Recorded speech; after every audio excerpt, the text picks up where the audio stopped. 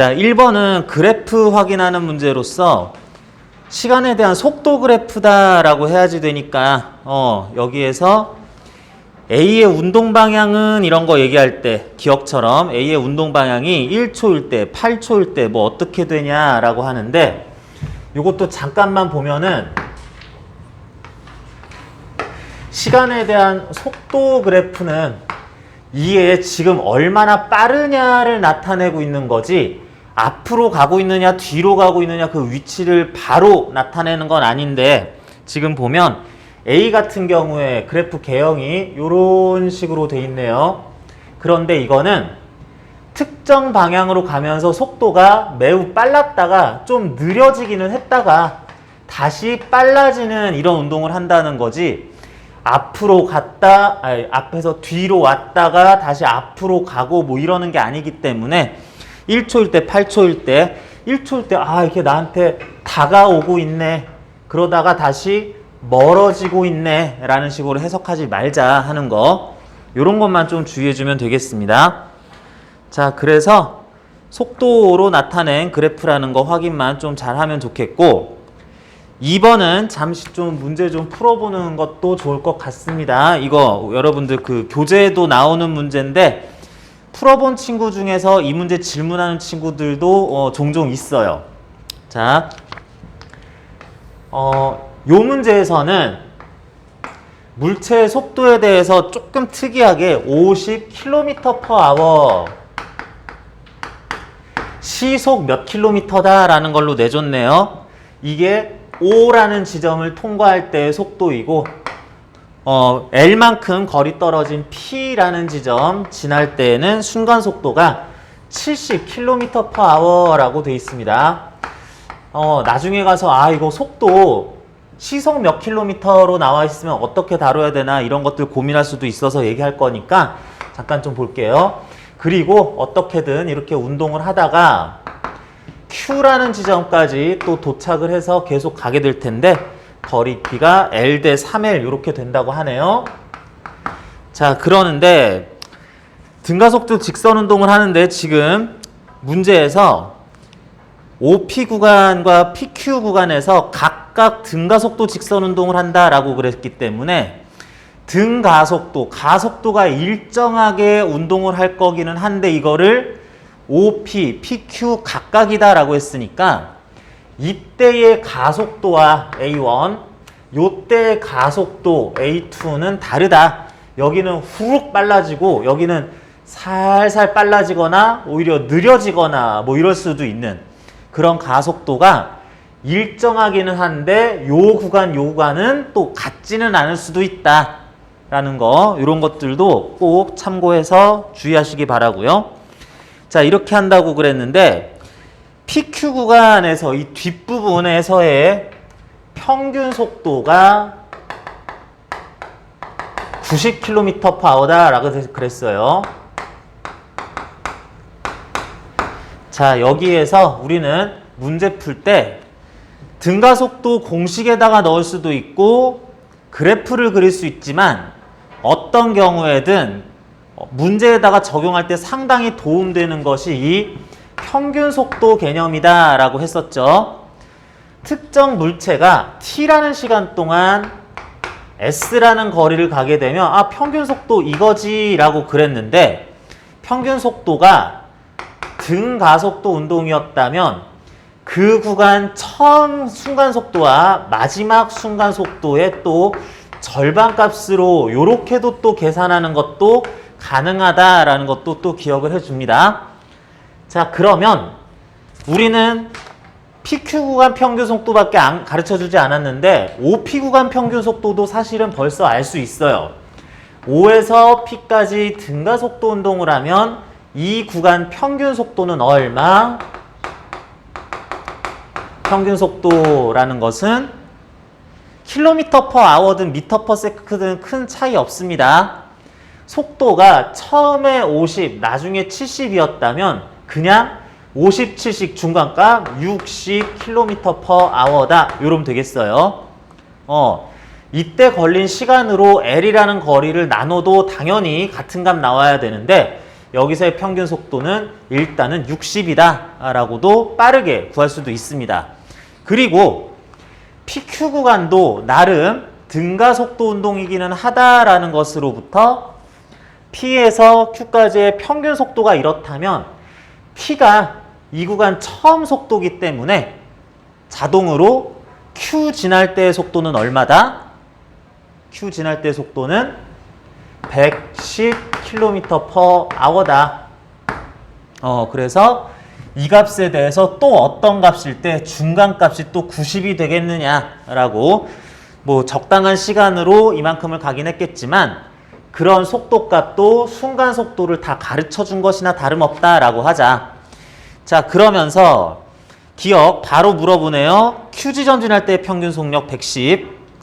O에서 Q까지 걸린 시간은 O에서 P까지 걸린 시간의 몇 배냐라고 그랬는데, 자, 이것도 평균 속도를 이제는 알고 있으니까 평균 속도 60, 평균 속도 90이라면 등가 속도 운동하는데 걸린 시간은 식에다가 대입을 해줘야지 되는 게 맞기는 맞는데, 그런데 아예 평균 속도를 알고 있으면 그 구간을 그런 속도로 일정한 속도로 갔을 때에도 같은 시간 걸린다라는 뜻이니까, 말하자면 OP 구간 가는데 걸린 시간 T1, PQ 구간은 T2 시간이 걸렸다라고 한다면 T1은 평균 속도 60분의 L만큼의 거리를 가고 싶다. 평균 속도 90으로는 3L만큼을 이동을 하니까 T2는 또한 90분의 3L이다. 이렇게도 쓸 수 있기 때문에, 그래서 두 개 비교해봤더니 요거 30분의 L이니까 60분의 2L이라고 또 바꿔주면 60분의 L, 60분의 2L로서 요거 T1보다 2배의 시간이 걸렸구나 라는 거를 또 알 수도 있겠네요. 그래서 요 구간 가는 데에는 T1만큼 걸리고 요 구간은 T2만큼 걸린 게 2T1만큼 걸렸으니까 O에서 Q까지 전체 시간은 3T1만큼 걸렸겠고, 그죠? 그러니까 OP 구간에 전체 뭐 3배의 시간이 걸렸겠다. 이렇게 각각에 대해서 생각을 할 수 있겠습니다. OP 구간 가속도와 PQ 구간 가속도의 크기를 물어봤는데, 가속도라는 것은, 자, OP 구간, PQ 구간 가속도가 다를 수도 있다라고 그랬는데, 그걸 한번 실제로 구해본 다음에 비교해보자 라는 뜻이네요.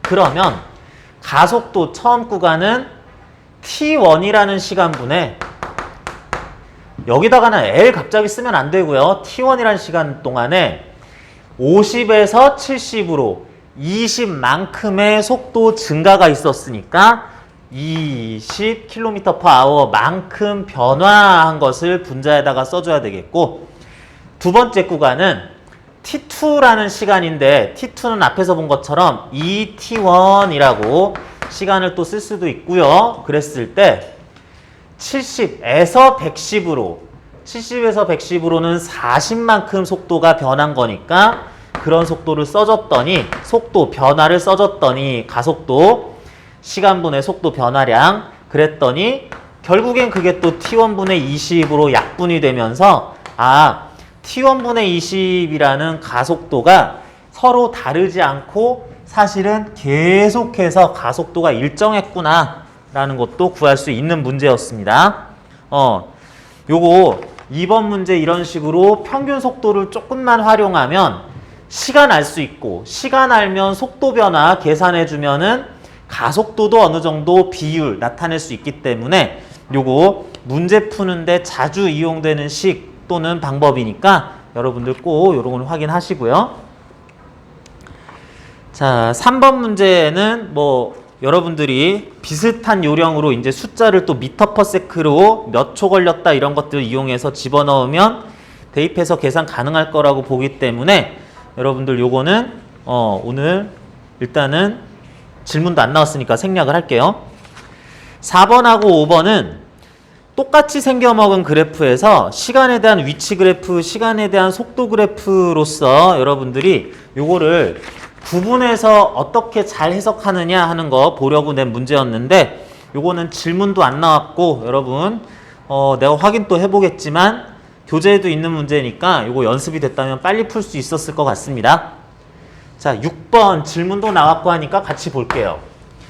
자, 6번 문제에서도 또 이제 자동차 나와서 얘네들이 움직이게 되는데, 자, 6번 문제에서는 여기 기준선 P라는 지점이 있고요. 기준선 Q라는 지점이 있습니다. 요거 문제 잘 풀어놓고 답을 쓸 때 뭔가 이게 문제를 잘못 읽어가지고 좀 틀리는 학생들도 있는 문제인데, A라는 자동차는 오른쪽으로 갈 예정이고 B라는 자동차는 왼쪽으로 갈 예정이에요. P를 지나는 때는 A는 V라는 속력, Q를 처음에 B 입장에선 출발할 때는 정지해 있었다라고 합니다. 자, 그랬는데 A, B는 둘 다 뭐는 빨라지고 느려지고 하는 게 아니라 둘 다 빨라지는 운동을 한대요. 그러면 A의 가속도는 오른쪽 방향, B의 가속도는 왼쪽 방향으로, 얘는 정지했으니까 당연히 가속도가 왼쪽으로 있어야 출발할 수도 있을 거고, 그렇게 해서 각자 등 가속도 운동을 하기는 한다고 합니다. 자, 그랬을 때 가속도의 크기가 B가 A의 2배다 그랬어요. 가속도의 크기만 A는 오른쪽으로 스몰 a 가속도라고 하면은 그에 대해 2배 크기의 가속도를 가지니까 B는 2a라는 가속도를 가지겠다. 이렇게 모르는 말은 그냥 문자로 나타낸 다음에 계산 결과로 나중에 구해줘야 된다라고 합니다. 그랬을 때 먼저 A와 B는 2초 때 서로 스쳐 지나간다라고 그랬어요.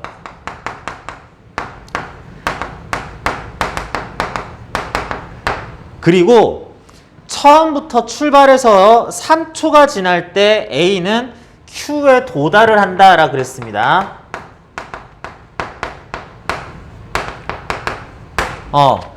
이 두 가지 조건이 있는데, 자, 여러분들 요거 가지고 이제 식을 세워서 풀어야 되는데, 실제로 이걸 갖다가 그래프를 그리기에는 좀 이게 어려워요. 그렇게 해서 푸는 게 오히려 훨씬 까다롭습니다. 그래서 이런 경우에는 등가속도 운동을 한다면, 너희들이 등가속도 운동을 한다면 이러이러한 관계식을 꼭 가져야 돼 라고 하는 3가지식 나올 때마다 외웠어요? 여러분 잘 외우고 있어요? 아직도 못 외웠으면 한번 머릿속에서 떠올려 봅니다. 3가지식이 나오는데 V는 S는 EAS는 하는 3가지식이 어떻게 쓰이나 머릿속으로는 각자 암기하시고요. 떠올려 봤어요? 볼까요? V는 최초 속도 V0 플러스 가속도 곱하기 시간 V0 플러스 AT. S는 V0 T 플러스 2분의 1 AT 제곱.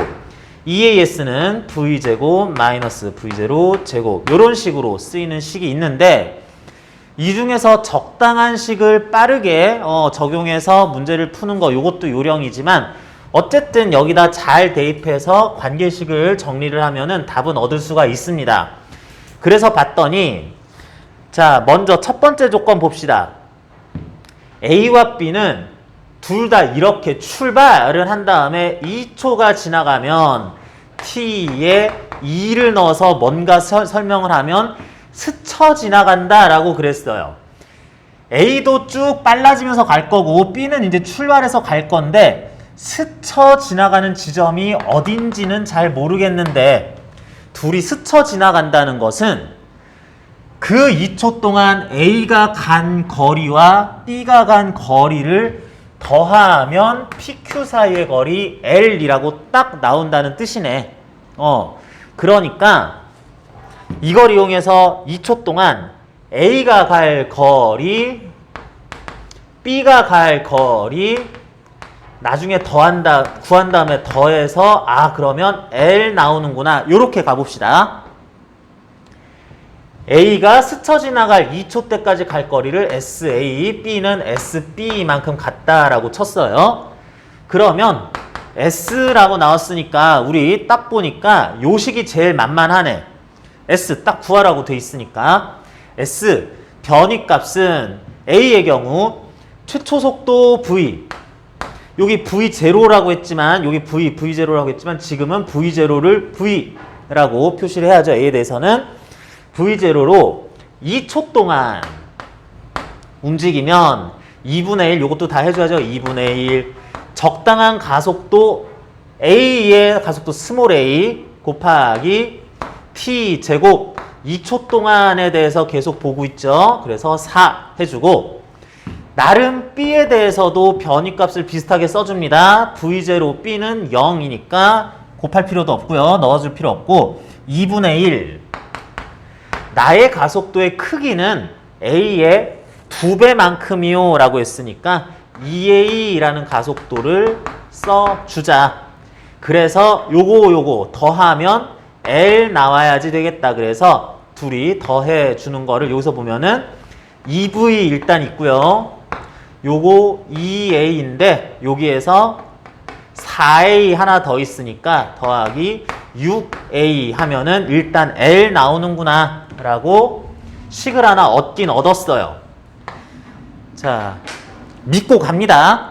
그런데 지금 우리가 물어보는 거는 이제 또 A가 끝에 도달할 때 B는 어디까지 도달할 거냐, 그거 전에 조건 먼저 다 분석을 해야지. 자, 그런 건 그런 거고 B는 됐고 A는 나름 3초 동안 열심히 달려가면 요 3초 후에는 도달한다라는 게 스쳐 지나간 다음에 그 뜻이 아니라 출발하고 나서 2초 때는 스쳐가고 3초 때에는 Q에 도달한다 이 뜻입니다. 그렇기 때문에 3초 동안 A는 혼자서도 L만큼을 갈 수 있다. 어떻게? V라는 속도로 출발해서 3초 동안에는 가속도 A, 스몰 a라는 값을 이용해서 3초 동안에 다시 이렇게 해서 갈 수 있다는 뜻이네요. 그래서 이것도 정리를 그냥 뭐 정리할 것도 없죠. 그냥 L은 3V 플러스 2분의 9A 뭐 이렇게 나온다라고만 합시다. 자, 그래서 이 두 가지 식을 일단 대입해서 얻긴 했는데 문제에서 제시된 식을 그랬는데 물어봅니다. 그렇게 A가 Q에 도착을 할 때 B는 Q 지점에서 얼마만큼 가 있을 것이냐 물어보네요. 그렇단 얘기는 물어보는 것은 0m/s에서 출발해서 3초 후에 B가 가 있을 거리를 물어보네요. 그러니까 또 여기다가 집어넣읍시다.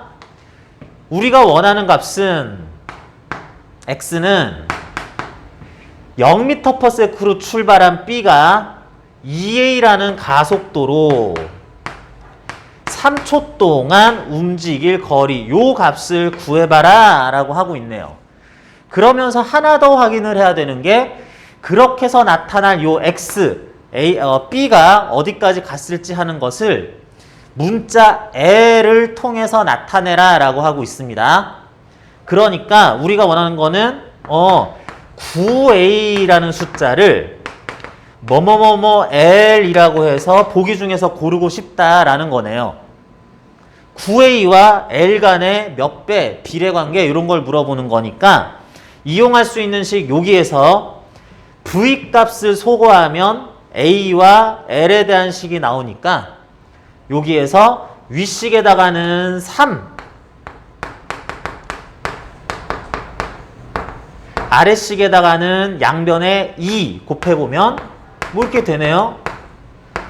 왜 그랬겠어요? 그래서 위에서 아래 빼면 그러면 V가 소거되게 하기 위해서 해봤더니 9A는 L 하고 나오네요.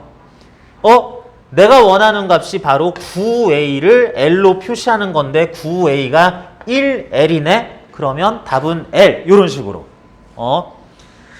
요런 식을 이용한다라고 하는 것의 물리적인 의미가 등가속도 운동이니까 이렇게 써야지라고 하는 거지. 이런 식 자체 구하는 과정은 연립방정식 풀이하는 수학적인 방법하고 크게 다르지 않았습니다. 자, 해당 문제 6번이었었고요. 똑같은 문제 우리 교재에도 있는데 질문들 많이 하니까 다시 한번 풀어봤습니다. 뭐 7번, 8번 문제도 그래프를 보거나 자동차의 가속도도 구하거나 뭐 이러는 문제들인데 요것도 여러분들 질문 나왔으면 풀려고 그랬는데 안 나왔으니까 본격 우리 힘에 대한 얘기 나오는 문제들 쭉 풀어봅시다. 질문은 14번하고 15번만 했는데 사실은 14번, 15번은 좀 개념 문제고 앞에 계산 문제들이 약간 있죠? 자, 그래서 여기 나오는 문제 상당히 중요한 것들이니까 11번하고 12, 13번 중에서는 한 문제 정도만 풀어봐도 될 텐데 12번으로 한번 풀어볼게요. 자, 11번 맞은 친구들도 내가 제대로 풀었나 이렇게 해서 푸는 게 정석이구나 라는 것들 여러분들 정리하고 넘어갑시다. 자, A 물체 질량 M짜리가 있고요. 도르래 줄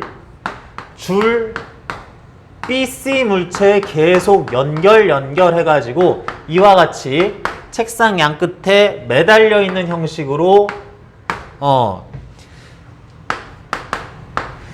있으면서 A와 B를 연결한 줄의 이름은 P, B와 C를 연결한 줄의 이름은 Q라고 하고 있습니다. 자, 매우 중요한 복습사항이니까 여러분들 요거는 꼭 이런 식으로 힘을 찾아주고 구하는 거 꼭 여러분들 숙지해주고 이렇게 연습 많이 해줬으면 좋겠습니다. 조금 빨리 할게요. 우리가 문제를 분석할 때 가장 먼저 해야 되는 일은 어지간하면 각각의 물체에 가해지는 힘을 찾아야 돼요. 그런 다음 그 힘으로 합력을 구하고 질량을 나눠서 가속도를 구하거나 힘이 해준 이를 구하고 운동량 구하고 이런 것들을 나중에 해주게 되니까 자, 빨리 갑시다. A 물체에는 지구가 A에 가하는 중력이 아래로 mg만큼 있겠고요. 그 다음 줄 달려있네요. 여러분 그냥 보이는 대로 푸는 거예요. 중력은 원래 있겠지. 줄 달려있으면 장력, 접촉해 있으면 수직항력 하나하나 표시해주면 되는 건데 자, 그러면 줄 달려있으면 A 물체는 줄 P에 의해서 P가 줄 이름이죠. 줄 자체에 의해서 A가 당겨질 장력이 위로 T뉴턴, T1뉴턴 합시다. 끝. B 봅니다. B에는 눈에 보이는 대로 중력 mg 크기로 아래로 있고요. 그 다음 여기 바닥면 접촉해 있으니까 바닥에서 위로 떠받쳐지는 수직항력이 적당히 n뉴턴 있을 거고 양쪽에 줄 있으면은 줄 2번 장력 B가 받겠다. P로부터 B가 받는 장력이 이 줄의 모양상 이쪽 왼쪽으로 T1 크기로 있겠다. 아까 전에 P라는 줄은 A에게도 T1이라는 크기의 장력을 가한 적이 있으니까 장력은 공평하거든. 장력은 이쪽에도 T1 했으면 저 녀석도 T1으로 끌어야지 이런 식으로 되기 때문에 또 T1이었지 이게 작용반작용 관계다 그런 건 아니다 하겠습니다. 다음 B는 줄 Q도 이쪽에 달려 있으니까 Q에 의해서 B가 받는 장력이 오른쪽으로 적당히 T2 아직 확정할 수 없는 힘은 이렇게 미지수로 계속 놓으면 돼요. 이렇게 있을 거고 더 이상 받는 힘은 없을 거면서 C 물체는 중력을 EMG 장력을 위로 Q로부터 받는 T2 크기의 여기에는 저쪽에 T2 뉴턴을 당긴 것 그대로 위로 당기자 라는 식으로 힘 분석을 해준다 하는 거고요. 그 결과 일단 알아야 되는 거는 여기서 B한테 가해지는 중력과 수직항력은 0 이상에 얘를 낙하시키거나 날려보낼 것처럼 이렇게 가해지는 힘의 효과는 실제로는 작용할 수 없어야 되니까 수직항력 이거 mg 더 돼야 될 것 같은데 안 그러면 이상한데 알았어 내가 할게요. 그래서 수직항력은 mg 뉴턴 크기다 라고 이렇게 써주고요.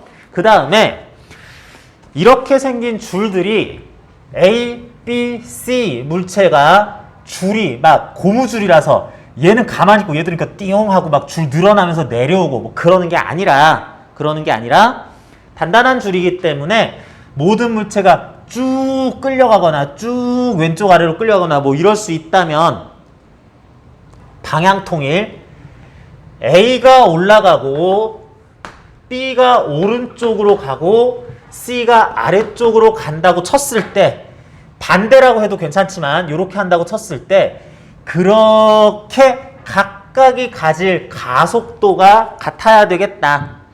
위쪽 방향 A의 가속도, 오른쪽 방향 B의 가속도, 아래쪽 방향 C의 가속도 값이 모두 같아야만 할 상황이다 하겠습니다. 그러면 요 방향 기준으로 플러스 부호를 잡자라는 뜻이기 때문에 가속도 구할 때 A만의 가속도는 A의 질량으로 A가 받을 위쪽 방향의 힘 T1 아래쪽 방향의 mg는 마이너스 mg라고 하면 요게 A의 위쪽 방향 기준 플러스 가속도. 그럴 때 B는 너는 그렇구나 한 다음에 나는 질량이 m이고 오른쪽 방향을 기준으로 한 힘들 계산 합력을 구해야 돼 하니까 오른쪽으로 B가 받을 힘 여기 있네. 오른쪽으로 T2는 플러스 왼쪽으로 B가 받을 힘에 대해서는 마이너스 T1이라고 여기다 써주고 C에 대해서도 마찬가지 나는 질량이 2m이나 돼.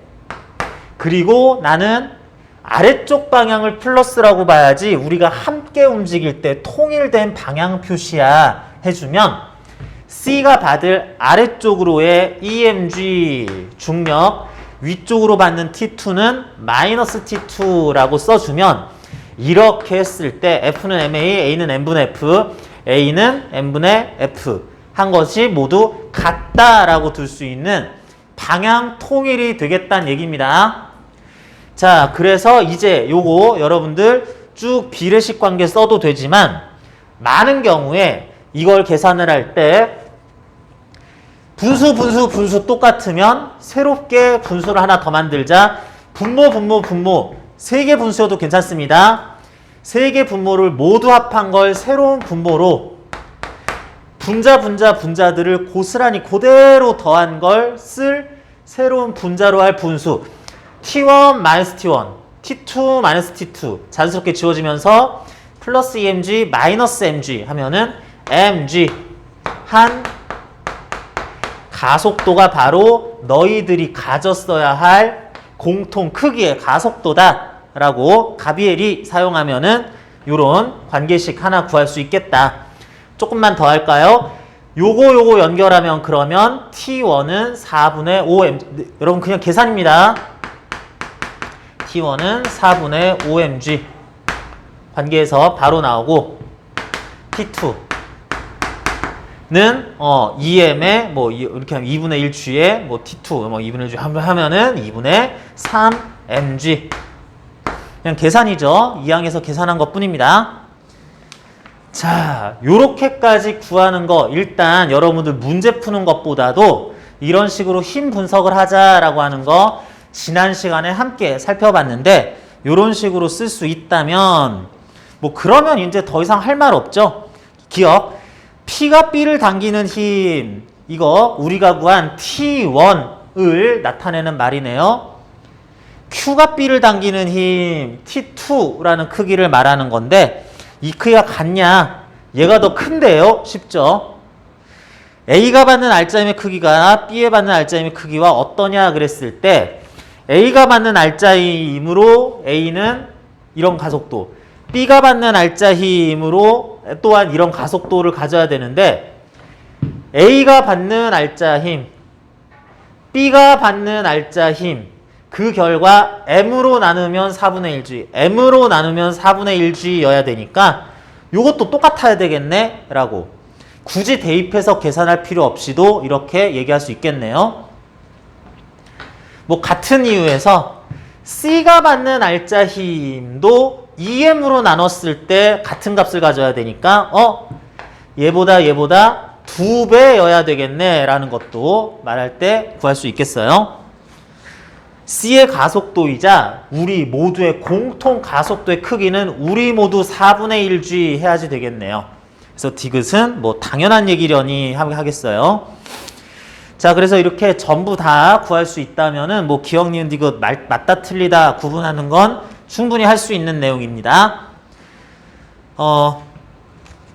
12번도 비슷한 유형으로서 우리 지난 시간에 이제 힘 다루는 방법 알아봤으니까 이런 것도 그냥 마구잡이로 생략하고 갈 수는 없죠. 해봐야죠.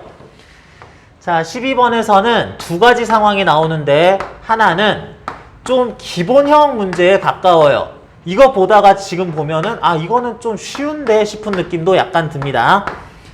A물체 4kg짜리는 이렇게 공중에 매달려 있고요. B물체 1kg짜리는 어떤 책상면 또는 이렇게 뭐 건물 지붕일지도 모르는 이런 지점에 있는데 요런 데에 우리는 마찰력은 다 없다고 그냥 해버립니다.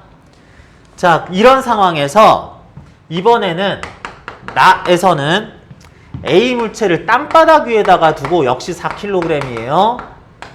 땅바닥 위에다가 두고 줄 고정도를 해. 그래서 이쪽에 도르래 하나 더 이렇게 비스듬하게 뭐 이상한 요렇게 달려있는 끝에다가 질량 M 1kg짜리 B 역시 달아놨습니다. 그런 다음에 얘를 또 F라는 힘으로 당기고 싶다라고 하네요. 이게 모양이 약간 특이해서 여러분들 구할 때 조금 고민이 됐을 수도 있는데, 자, 가봅시다. 항상 문제가 나왔을 때는 물체 각각이 받는 힘부터 다 찾아내는 것, 그게 항상 우선이고, 빨리 해보면 중력과 속도 G는 10m/s 제곱이라고 여기서 문자만 썼었는데 이 문제에서는 숫자를 대입하면 A가 받을 중력은 항상 아랫방향 중력이 40N 하나 있고 줄 붙어 있으니까 T뉴턴이라는 장력을 위로 줄로부터 받자.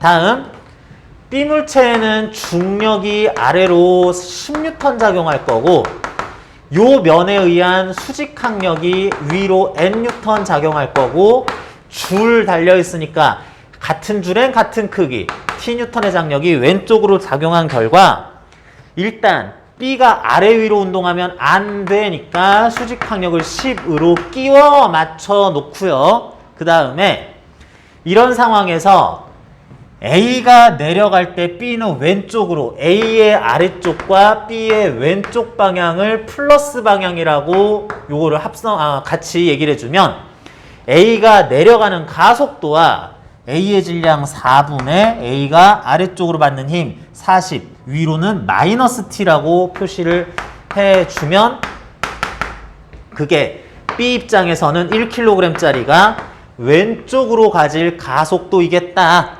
왼쪽으로 받을 힘 T, 그냥 딸랑 하나니까 플러스 T 써주면 분모 5분의 분자 40, 8m/s 제곱이 우리의 공통 가속도이자 저 줄에 걸렸을 장력은 8N이다 라고 이렇게 계산만 더 해주면 되겠네요. 가에 대해서는 뭘 물어봐도 아무튼 이렇게 분석하면 다 얘기해 줄 수 있을 것이고, 다음 나 상황 봅니다. 나 상황도 크게 다르지 않아요. 나에서 A는 중력을 아래로 40N 받고요. 요 지면에 의해서 접촉이 일어났으면 접촉에 의해 밀리는 방향으로 수직항력 받는 게 이게 인지상정이고요. 줄 달려 있으니까 장력을 받자. 가에서의 T나 N하고 구분하기 위해 N', T'이라고 일단 써놨습니다. 다음 B가 이게 하나도 이상하지 않아요. B는 중력을 아래로 10N 받고요. 그 다음에 요 줄에 의해서 중간에 이게 꼬여서 어떻게 돌아서 이렇게 휘어서 몇 도 각도 됐고 지금 B에 부착돼 있을 때 이쪽 방향으로 그 부분 기준으로 당긴다 라고만 해주면 됩니다. 그래서 이거 T 프라임 그러면 돼요. 줄이 꽤 복잡하게 있는 것 같아도 이렇게 얘기를 해주고, 그리고 문제에서 B에는 연직 아래 방향으로 F뉴턴 모르는 힘의 크기지만 아무튼 이런 힘을 아래로 계속 가해주고 있다라니까 B가 받을 힘, 이런 것도 있구나라는 건 문제 조건에서 찾아주면 되겠습니다. 자, 그러면 이 경우도 마찬가지. 줄이 이렇게 되어 있을 때 일단은 줄이 신축성이 있다 이런 말은 없으니까, 이거 땡기는데 얘는 가만히 있고 이 줄만 찍찍찍찍 늘어나요 이런 말 없으니까, 이거 땡기면 이렇게 줄에 이렇게 걸려서 드드드드드 해가지고 A는 오른쪽, B는 아래쪽으로 함께 움직이겠다라고 생각을 해주면 A의 오른쪽 방향 기준으로의 가속도, 잠깐만 위아래로 움직일 리가 없잖아 하고, A의 오른쪽 방향 가속도 4분의 T'과 B의 아래쪽 방향 가속도 1분의 F 플러스 10 마이너스 T'이라고, B에 대해서 요거는 마이너스라고 표시해주면 그게 분모 5분의 분자 T' 없어지면서 F 플러스 10과 같다라고 해야 되겠네. F를 모르니까 여기에서는 T'을 직접 지금 당장 구할 수는 없겠네요. 자, 문제에 대해서 이렇게 얘기할 수 있을 텐데, 이 상황에서 A의 가속도가 여기서나 저기서나 같다 그랬어요. A의 가속도이자 B의 가속도가 앞에서 8m/s 나왔는데 이러이러한 A의 가속도도 또 8이다 라고 했네. 그랬어. T'이 그러면은 32N이네 라는 거 구할 수도 있고, 그래서 이거 복잡할 거 없네. 여기서 가보니까 F는 30N이었네 라는 것도 이제 조건 따라 대입해서 얼마든지 구할 수 있겠다. 자, 그래서 요 정도로 일단 써준 다음에, 잠깐만, 순간 착각했네. 여기 더하기 빼기를 잘못 봐가지고 요 상태로 여기다가 넣어줘도 30, 40, 마이너스 32, 1분의 한 8, 이것도 당연히 맞아야 되는 거 검토도 하시고요. 그러면 F의 크기는 얼마냐 물어봤으니까, 요렇게 했으니까 T도 구했는데, 여기 T 다 구했는데 F만 물어봤네 라고 하면서 구할 수 있겠습니다.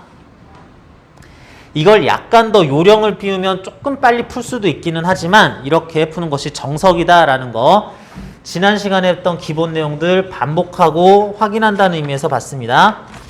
자, 질문에서도 나왔던 14번과 15번인데요. 자, 여러분들 14번에서 검이 나오는데, 우리 지금 무슨 과목 시간이에요? 물리학, 물리 과목 시간입니다. 우리 물리에서는 이런 거미, 개, 고양이, 심지어 사람 이런 것들 생물체인 줄 몰라요. 안타깝게도 우리 물리하는 사람들은 그런 게 생명체인지 생물인지 모릅니다. 그럼 뭔데? 우리 물리하는 사람들은 그래? 그 고양이의 질량이 얼마야? 그럼 중력 10N 받겠네? 30N 받겠네? 그냥 그래. 뭐 접촉돼 있고 줄 달려있니? 근데 줄은 안 달려있는데 되게 귀여워. 이런 거 신경 안 써요. 줄 달려있으면 고양이가 장력 받고, 질량 있으면 당연히 중력 받을 테고, 이런 식으로만 생각을 합니다. 무슨 얘기냐? 여기 거미줄이 나뭇가지에 이렇게 쭉 늘어져 있고 여기에 거미가 있다 그래요. 자, 거미가 있는데 6개라서 또 뭐라 그럴라. 이렇게 있는데 거미가 실을 타고 연직 방향으로 등속도 운동으로 올라가고 있다라고 합니다. 자, 우리는 거미가 줄을 어떻게 뽑아내는지, 그래서 얘가 어떻게 올라가고 있는지 전혀 신경 쓰지 않아요. 그냥 어쨌든 얘가 팔다리에서 무슨 근육들의 어떤 운동이 일어나서 신경이 어떻게 하고, 그건 내부적으로 알아서 처리할 테고 거미는 질량이 m이겠지. 그러면 중력을 받겠지. 그리고 줄이 달려있네. 그러면 줄로부터 장력을 받겠지. 접촉된 거 더 이상 없네. 그러면 이게 거미가 받는 힘에 전부 다겠지라고 그냥 해버립니다. 무슨 얘기야? 거미가 우리가 생각하기에는 줄이 있으면 거미줄이 있으면 거미줄을 일단 뽑아놓고 요거를 타고 올라가겠다. 거미가 줄을 당기며 올라가겠다라고 생각은 할 수 있는데 물리에선 그렇게 보지 않는다고. 거미가 줄을 당겨서 올라가긴 뭘 올라가. 누가 그렇게 가르치디? 중력 받고 거미줄로부터 거미가 장력을 받는다 라고만 해석을 한다고. 거미줄은 제가 이렇게 뽑아서요. 제가 그걸 당기면서 내가 타고 올라가는 건데요. 그런 것들 물리학자의 눈에는 물체들의 운동이나 해석하는 방법이 아예 다릅니다. 네가 뭘 땡겨? 줄 붙어 있으면 줄이 널 땡기는 거야 라고 그래요. 억울해도 어쩔 수 없어요. 줄 붙어 있으면 딱 그렇게까지만 해석하는 게 요게 물리에서 접근 방법입니다. 이게 헷갈리기 시작하면은 제가 땡기는 거 아닌데? 내가 땡기는데? 이런 힘이 가해질 리가 없는데? 얘가 밀 텐데? 이런 게 말이 하나도 안 맞아. 그러니까 물리 수업 시간에 하는 말들은 일상생활 상식 용어를 쓰질 않아요. 상식 용어를 쓰지 않고 물리적으로는 이렇게 해석하기로, 이런 용어를 쓰기로 약속하자라는 물리나라 물리어를 쓴다고 생각해야 됩니다. 자, 그래서 거미에 작용하는 힘은 알짜힘은 0이다. 거미에 됐고 속도가 일정하면 가속도가 0이다. 거미에 작용하는 알짜힘은 0이다 라고 그냥 해주는 거다. 기억은 별 문제 없고요. 그래서 니은 거미가 실에 작용하는 힘의 크기는 실이 거미에 작용하는 힘의 크기와 같다. 선생님 거미는 어떻게 실에 힘을 작용할까요? 됐고 아니 문장 구조를 보자. 거미가 실에 작용하는 뭔가 힘이 있겠죠. 실이 거미에 작용하는 힘과 크기가 같은가? 라고 물어봤는데 문장 구조를 보니까 거미가 실에 작용하는 뭔가 힘, 실이 거미에 작용하는 뭔가 힘, 앞뒤가 바뀌어 있고 같은 종류의 힘일 겁니다. 이거 작용 반작용 관계예요. 사실관계 확인도 필요 없이 형식상 작용 반작용 관계일 것이기 때문에 크기는 그냥 같으려니라고 그냥 넘어갑니다. 자, 그래서 이게 실이 거미에 가하는 힘은 장력일 텐데 거미가 실에 가하는 힘도 장력으로서 그 장력을 걸어주는 역할을 얘가 하긴 할 거예요. 그런데 자세한 얘기는 그렇다 치고 형식을 보면 작용 반작용 관계 두 힘에 대해서 크기 비교를 하는구나. 같아요 라고 대답하고 넘어가 버리면 됩니다. 디귿. 실이 거미에 작용하는 힘의 크기는 실이 나무에 작용하는 힘의 크기보다 크냐 그랬어요. 실이 거미에 작용하는 힘, 장력이겠죠. 그 다음 실이 나무에 작용하는 힘. 실이 어떻게 나무에 힘을 작용하니? 실이니까 나무에 요 접촉에 장력을 작용을 하겠죠. 근데 뭐야? 실이 거미에, 그 실이 또 나무에 작용하는 장력은 동일한 실에 의해서, 동일한 줄에 의해서 작용할 장력이기 때문에 이쪽에다가 저쪽에다가 장력은 같은 크기로 작용된다 라고 하는 장력의 특수성 따지면은 그 힘의 크기도 같아요. 하지만 작용 반작용 관계여서 같은 건 아니고 같은 줄에 걸릴 장력이 여기에 저기에 걸리기 때문에 같다고 봐야 돼요 라고 해석한다는 거, 요거 여러분들 꼭 주의해 주시기 바랍니다. 이거 갖다가 작용 반작용 관계이다 라고 해설하거나 아니면 이럴 때 있습니다. 여러분 이거 정말 중요하니까 잠깐만 또 볼게요. 디귿에서 나온 실이 거미에 작용하는 장력, 실이 나무가지에 작용하는 장력. 자, 생각해보면 거미가 받을 장력 위로 T, 나무가 받을 장력 아래로 T라고 해야지 된다는 거 같은 크기로 봐야 되는 거 방금 했습니다. 첫 번째, 이 두 힘은 작용 반작용 관계는 아니다. 두 번째, 이렇게 물어보는 친구 있습니다. 선생님 여기요 같은 줄에 의해 거미가 나무가 받는 장력이니까 크기는 같으면서 실 모양 보니까 요거 위로 요거 아래로 작용하네. 그러면은 아래로 T 위로 T네요. 그러면 이거 둘이 상쇄될 수 있는 것 아닙니까? 라고 물어봐요. 상쇄될 수 있어요? 상쇄될 수 있어요? 말이 안 됩니다. 이걸 상쇄한다라는 거는 안 되는 상쇄, 안 되는 합류 합성을 하고 있는 거다라고 그래야 되겠어요. 무슨 얘기냐면 힘의 상쇄 상황이라는 것은 오른쪽 5N, 오른쪽 2N을 합성하면 오른쪽으로 7N, 오른쪽 5N, 왼쪽 3N을 합성하면 왼쪽으로 2N, 이런 합성 연산을 하는 것 중에 상쇄라는 것은 오른쪽 4N, 왼쪽 4N은 합성하니까 0 된다. 그랬을 때 이걸 특별하게 상쇄된다라고 표현할 뿐이에요.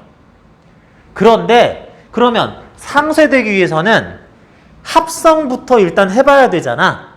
합성에서 0으로 나올 때가 상쇄니까 합성부터 할 줄 알아야 되는데 두 힘을 합성하는 거는, 두 힘을 더하는 거는 같은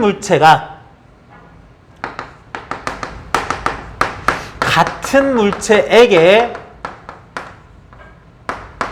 가해지는 힘끼리만 합성이라는 것 자체를 할 수가 있습니다. 그래서 뭐야?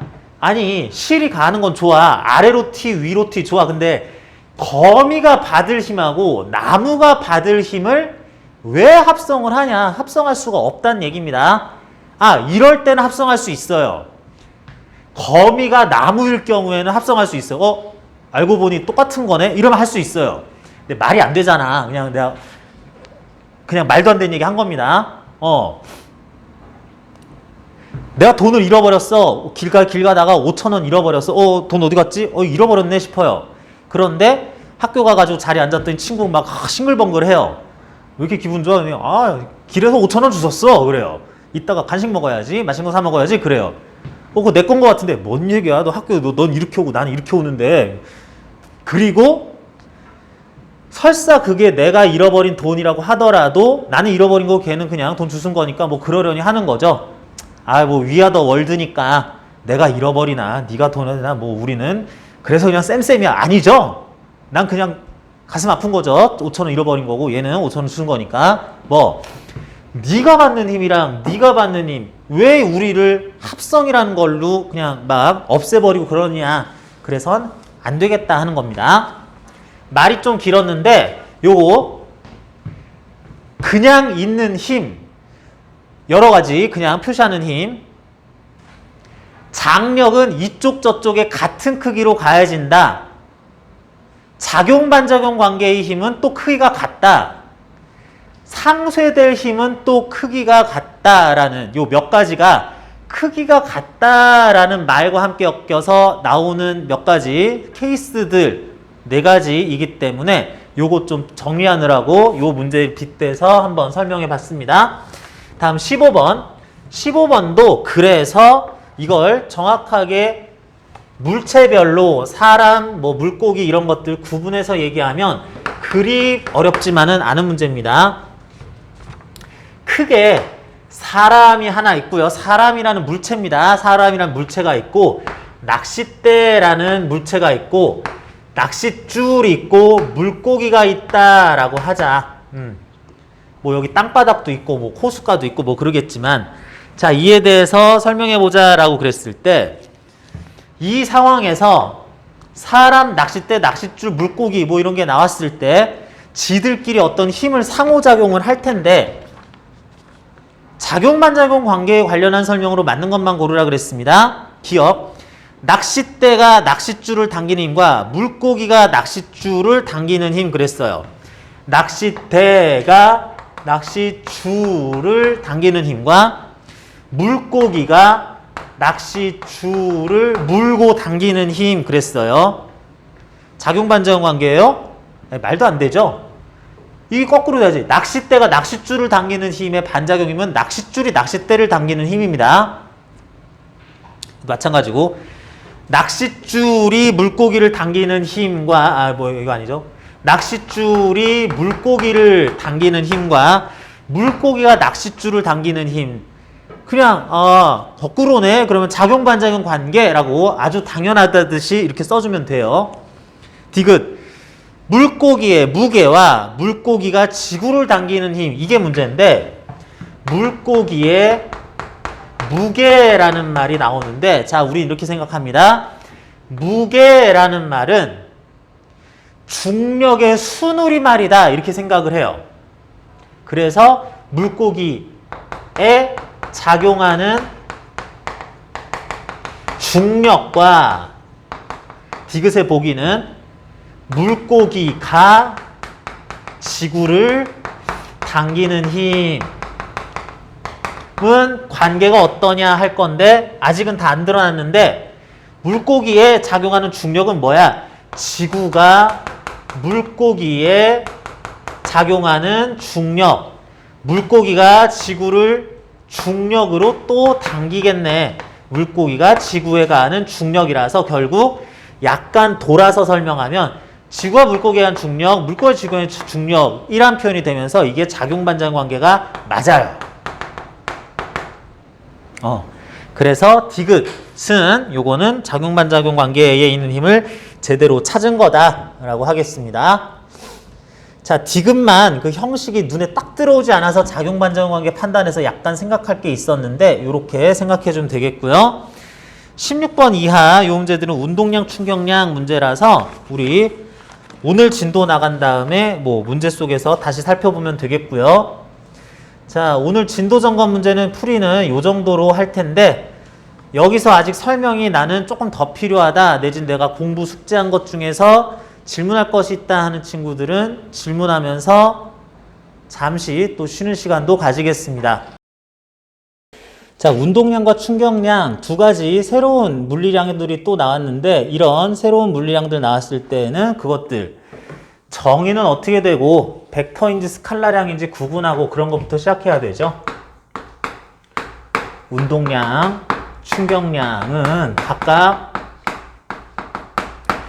운동량 P, 충격량 I라고 이렇게 표시해서 요것들 소문자 P, 대문자 I로 보통 표시를 해요. 운동량은 물체의 질량의 현재 속도를 곱하고 다니는 kg/m/s라고 쓸 거고요. 충격량은 어떤 힘이 특정 물체에 t초 동안 가해지면 둘 곱해서 충격량 값을 구한 다음에 단위는 뉴턴세크라는 단위를 쓸 겁니다. 힘의 단위 뉴턴, 시간의 단위 초 곱해서 뉴턴세크라는 단위를 쓸 거고요. 그랬을 때 운동량과 충격량은 모두 벡터량입니다. 앞에서 우리는 변이, 이동거리, 속도, 속력 이런 것들 스칼라량인지 벡터량인지 구분해야 된다라고 했었는데 운동량과 충격량 모두 벡터량으로 쓰면서 대답할 때나 연산할 때나 둘 다 방향에 유의가면서 방향까지 같이 나타내야 되겠어요. 그렇다 하는 얘기고 예를 들어서 밑에 예제 1번 그래가지고 물체 4개 A, B, C, D 4가지 물체의 질량이 각각 111 2kg이라고 하면서 속도도 10, 10, 10 5m/s 해서 나와 있습니다. 물어보네요.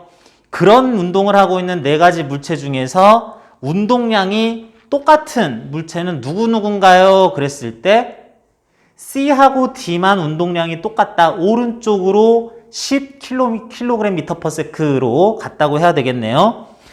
같은 문제라고 하더라도 다음 4물체 중 운동량의 크기가 같은 것들은 누구인가요? 그러면은 그럴 때는 또 A, B, C, D 모두 크기는 운동량의 크기 값은 똑같아요. 그렇게 대답해야 되겠고요. 뭐 그런 내용입니다. 그래서 10kg m/s 아래, 위, 오른쪽 이런 운동량을 가진다라고 대답을 해준다는 거 그렇게 이해하면 되겠어요. 자, 그 다음에 충격량에 대해서는 할 말이 조금 더 있는데 충격량은 원래는 이렇게 구한다라고 그래요. 자, 어떤 물체가 시간이 지남에 따라서 실제 변위, 위치 이런 것들은 둘째 치고 힘 자체를 크기가 바뀌는 걸로 받자라고 하자. 그러면은 힘이 계속 꾸준히 일정한 힘 가해질 수도 있고 계속 증가하는 힘을 받을 수도 있고 힘이 커졌다 작아졌다 뭐 이러는 힘도 받을 수 있고 라고 하자. 그럴 때 요때까지의 충격량, 이만큼의 충격량 뭐 여러 가지 시간 간격으로 다 구할 수도 있는데 특정 시간 간격 동안의 충격량이 얼마냐 그러면은 물체가 받을 그 힘, 크기를 그래프화해서 그린 다음에 요 밑면적 구하면은 이게 충격량이다 라고 구하는 게 좀 더 일반적인 방법입니다. 무슨 얘기냐면 FT라고 했을 때는 전제가 어떤 힘이 어떤 그 물체에게 가해질 때 F라는 10N, 5N 이런 힘이 T초 동안 일정하게 가해졌다면 증가도 감소도 변하지도 않으면서 T초 동안 일정하게 가해졌다면 그때 충격량은 그냥 FT라고만 해도 괜찮다 뭐 그런 뜻입니다. 뭐 이럴 경우에도 역시 밑넓이 구하는 거긴 한데 어차피 이거는 T 곱하기 F 해서 직사각형 넓이가 바로 나오기 때문에 이럴 때는 특히 간단하게 이렇게 구할 수도 있는 거고 원래는 이렇게 시간에 대한 힘 그래프 밑면적으로서 구한다라고 하자.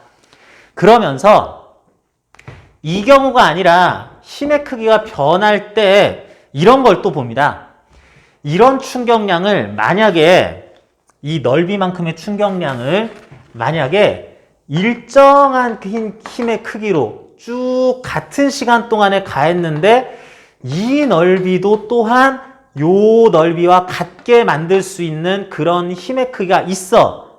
그렇다면은 실제로 가해지는 힘은 이렇게 가해진다고 하더라도 그 충격량 I만큼을 줬을 평균 충격력이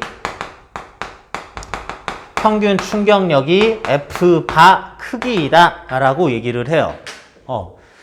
이런 식으로 가해진 거나 이런 힘이 일정하게 가해진 거나 총 충격량이 같다라고 볼 수 있을 가상의 힘을 평균 충격력이라고 하자.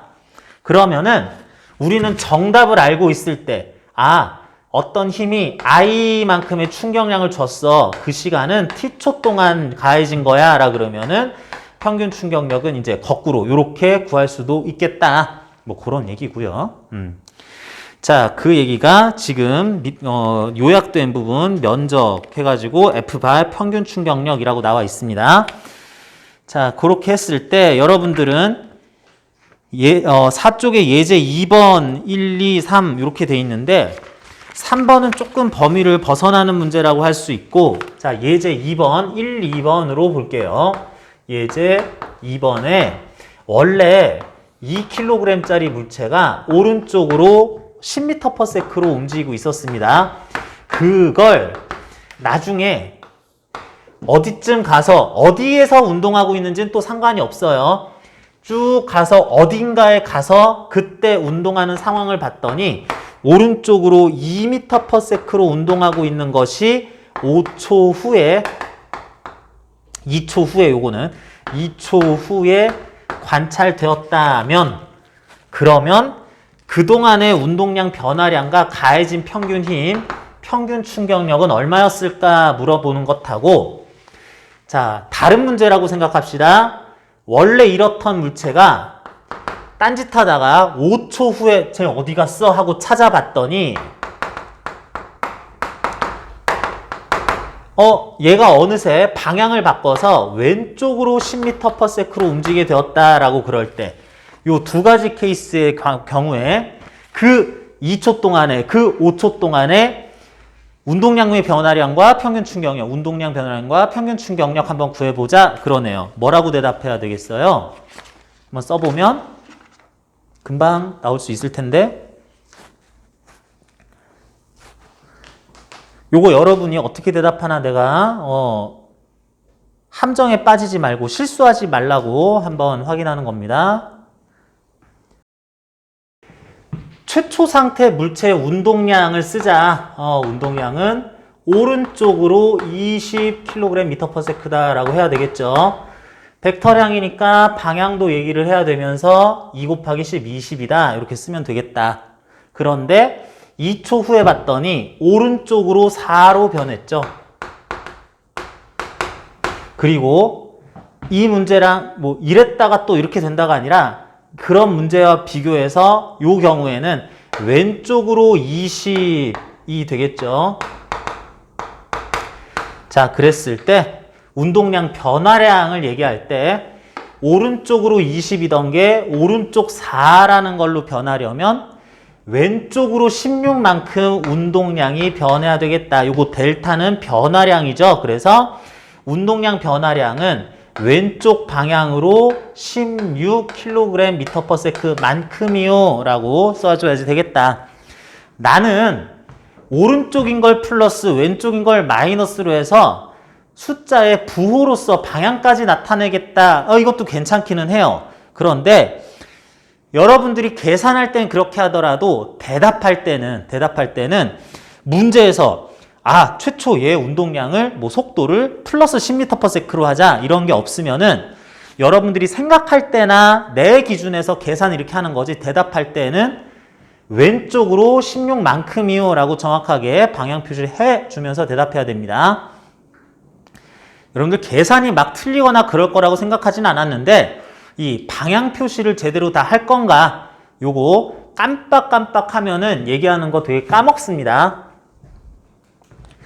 자, 그래서 왼쪽으로 16만큼이고 이 경우는 오른쪽으로 20이 왼쪽으로 20으로 20이 20으로 안 바뀐 것이 아니고 운동량 변화량이 오른쪽 20이 왼쪽으로 20이라는 걸로 왼쪽으로 40만큼 변한 거다. 왼쪽으로 40kg/s가 운동량 변화량이다 해줘야 되겠습니다. 그리고 1번의 경우 2초 동안 그런 일이 일어났으니까 운동량 변화량을 시간 2초로 나눠주면 이때 가해진 평균 힘은 왼쪽으로 8N. 이 경우에는 가해진 평균 힘은 또 5초로 나누니까 또 왼쪽으로 8N이네요. 뭐 이런 식으로. 원래는 1, 2번이 연결된 문제가 아닌데 뭐 가해진 힘이 평균적으로 같은 걸 보니까 이어지는 문제였나 싶기도 하네요. 뭐 이런 식으로 구하자라는 것이 앞에 나온 충격량, 운동량 뭐 이런 것들 쓰는 방법이었습니다. 잠깐만 운동량, 충격량 정의만 하고 이 얘기를 조금 하다 말았네. 운동량 변화량이 충격량이에요. 알고 있죠? 처음 보는 거 아닌 사람은 뭐 그죠? 그래서 운동량이 있고 변화량하고 충격량이 같다라고 이어서 또 얘기할 수 있다 하는 것 잠깐 말하다가는 빰 빼먹었네요. 3쪽에 요약된 내용에서 하나의 물체가 힘을 받으면 가속도를 가지면 속도가 변하고 속도가 변했으면 운동량 MV라고 쓸 운동량도 변했겠죠. 그러다 보니까 물체가 힘을 받으면 운동량이 변하겠다 할 수 있는데 운동량 변화가 그 힘에 의한 충격량만큼과 똑같다. 방향과 크기가 아예 똑같다 할 수 있어요. 자, 그래서 3쪽에 나오는 뭐 앞에 두 얘기까지 했는데 여러분 5쪽에 보면 예제 3번 2kg, 5kg짜리 물체가 오른쪽, 왼쪽 이러면서 5m/s 또는 10m/s로 움직이고 있습니다. 이때 1번의 경우 두 물체 운동량의 합, 2번, 3번의 경우 각각 물체들의 운동량의 합을 구해봐라. 구해볼까요? 특정 물체의 운동량, 그것의 나중값, 변화량 구하는 거 말고 현재 두 물체의 운동량을 합성해봐라 하는 문제입니다. 1, 2, 3번 대답해 봅니다. 뭐 예제 3번 곱셈, 덧셈, 뺄셈 뭐 이런 거기 때문에 어렵지 않을 수 있는데 자 여기에서 하고자 하는 말이 뭐냐면 1번의 경우 오른쪽 10, 오른쪽 50인 걸 합하면 오른쪽 60 나오고 오른쪽 10과 왼쪽 50을 더하면 왼쪽 40이 나온다. 방향 유의해줘야 된다라는 얘기고요.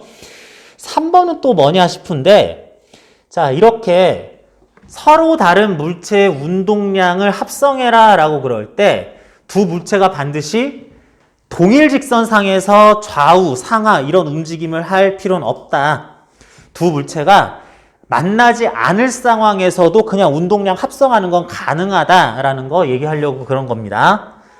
자, 요게 앞에 여러분들 오늘 수업 중에도 잠깐 얘기를 했었는데 물체가 받는 힘을 합성을 할 때는 하나의 물체가 받는 힘을 걔네끼리 합성을 해야지 내가 받을 힘하고 얘가 받을 힘을 합성하고 그래서는 안 된다 그랬어요. 근데 요거 운동량에 대해서는 나의 운동량과 너의 운동량을 그냥 합성하는 것도 가능하고 둘이 상관없이 그냥 스쳐 가기만 할 거라도 또는 충돌할 상황이라도 뭐 이렇게 멀어지는 상황이라고 하더라도 언제나 다 합성이 가능하다라는 거 그 설명하려고 특히 이 문제들 냈습니다. 자 그렇게 서로 다른 물체의 각각의 운동량을 괜히 한번 합성해 볼 수도 있기는 한데 그런데 그걸 하는 이유가 바로 운동량 보존 법칙을 쓰기 위해서예요. 자, 운동량 보존 법칙이란 일단 두 물체가 등장을 해야 돼요. 세 개 등장할 수도 있습니다. 두 개 이상의 물체가 등장을 했을 때 두 물체가 충돌을 한다면 충돌 직전 직후의 운동량의 합이 그게 일정할 것이다 라고 하는 게 운동량 보존 법칙이에요. 자 무슨 말이냐면 두 물체가 방금 본 것처럼 나의 운동량, 너의 운동량 그냥 스쳐 지나가면 각각의 운동량이 일정하니까 그냥 뭐 더하나 마나 뭐 충돌이 없으니까 계속 일정할 거니까 합도 일정할 건데 이럴 때는 의미 없고요. 쭉 따라가는데 거리가 좁혀지지 않는 경우 이럴 때도 합해도 별 의미 없는데 둘이 따라잡아서 충돌하거나 같이 마주보고 가다가 충돌할 때는 충돌 때문에 속도가 변하겠죠. 속도가 변하면 각각의 운동량이 또 변한다는 얘기인데 그래서 생긴 각각의 운동량에 대해 충돌 전 둘의 운동량의 합과 충돌 후 바뀐 상태의 운동량의 합은 보존된다라고 하자. 자, 이때 뭐 에너지 손실이나 뭐 이런 것들 생각할 필요도 또 없습니다. 그냥 충돌하면 운동량 보존 법칙 그냥 써가지고 계산만 하자라고 생각해도 되겠어요. 무슨 얘기냐? 여러분들 문제로 또 연습해봐야 되겠죠? 6쪽에 예제 1번부터 6번까지 있는데 좀 계산 문제 위주긴 한데 계산이 어렵진 않습니다. 여러분들은 예제 4번에 괄호 1, 3, 5, 6번 한번 풀어봅니다. 6번 한 문제만 풀어도 괜찮을 것 같아요. 자, 6번 문제의 경우에는 지금 1, 3kg짜리 두 물체가 오른쪽 4, 왼쪽 2m/s로 서로 마주보고 가다 보면 이건 당연히 충돌을 할 테고 충돌 후에 각각의 속도를 전혀 가르쳐주지 않았습니다. 이럴 때 우리는 대답할 때는 문제에서 플러스 마이너스 부호를 어느 방향 기준으로 할지를 알려줬으면 그걸 따라가면 되는데 대답할 때만 그렇고 계산할 때는 내 마음대로 정해도 돼요.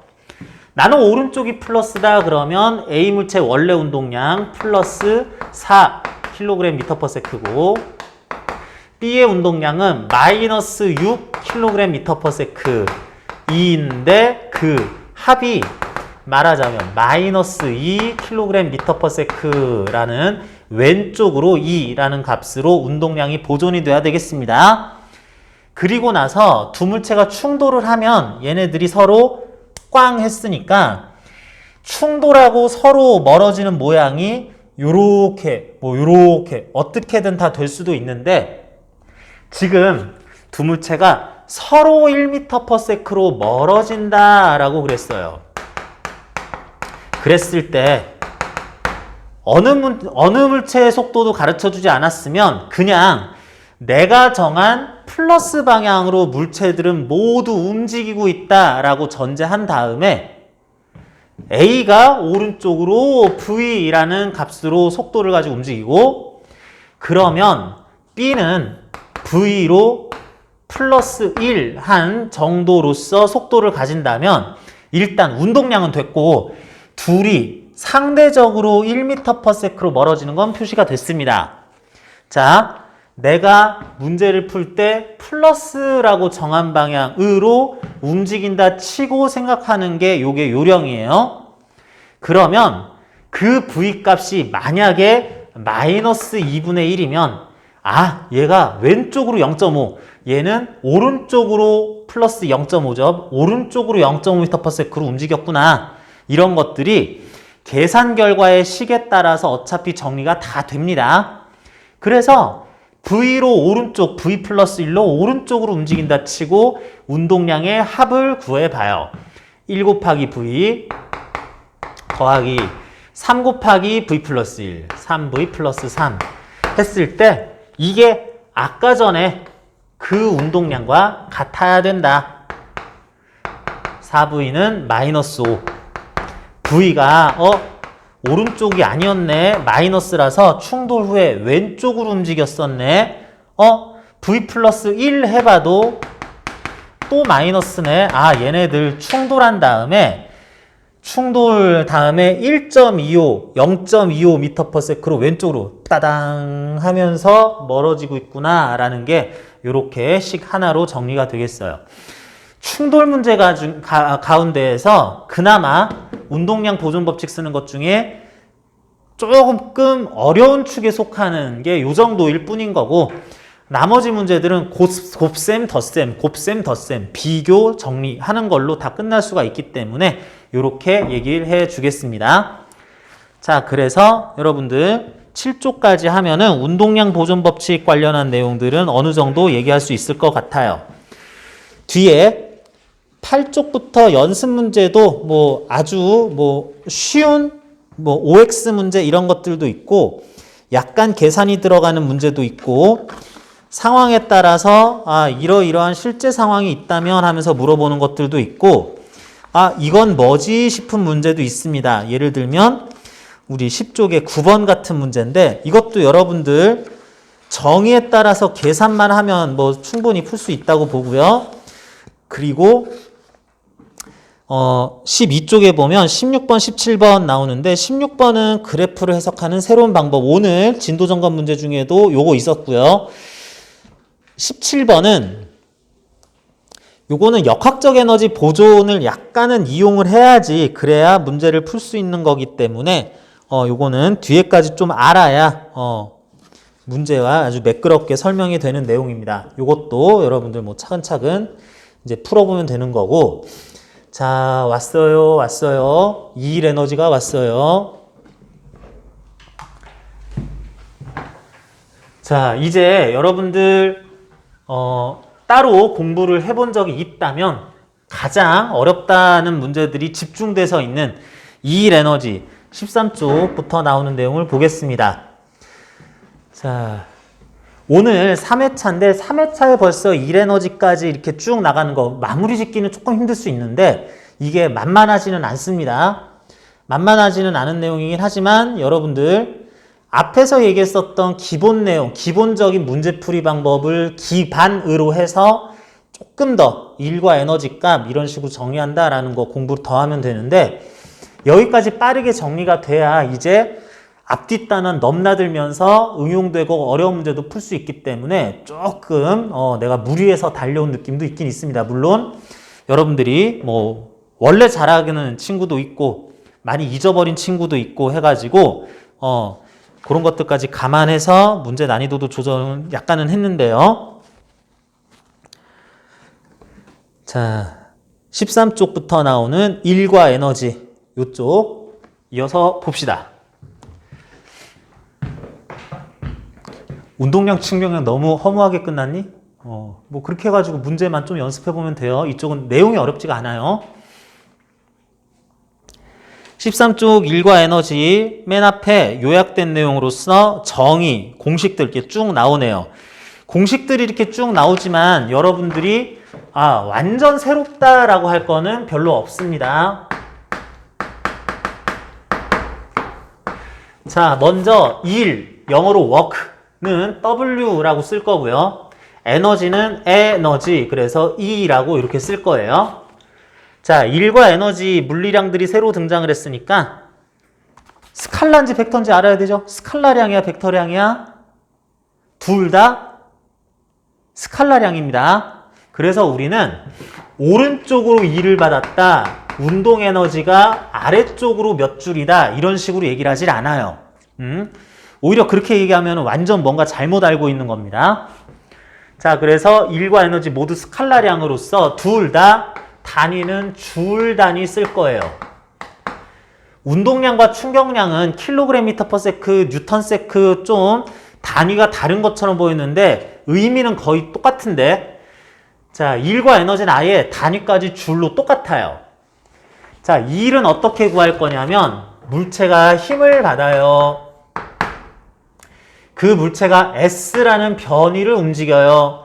힘의 크기와 변위의 크기를 곱하기 또 코사인 세타 해줄 건데, 여기서 세타는 계산 결과는 스칼라량이지만 계산하기 위해 필요한 힘과 변위는 모두 벡터량이기 때문에 여기에는 방향이 있어요.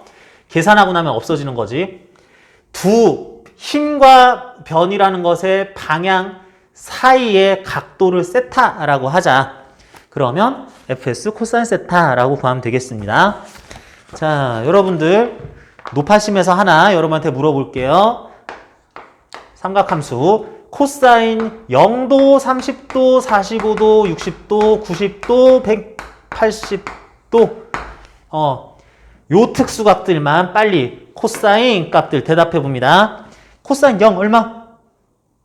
플러스 1. 코사인 30 2분의 루트 3. 코사인 45 2분의 루트 2 또는 그냥 루트 2분의 1.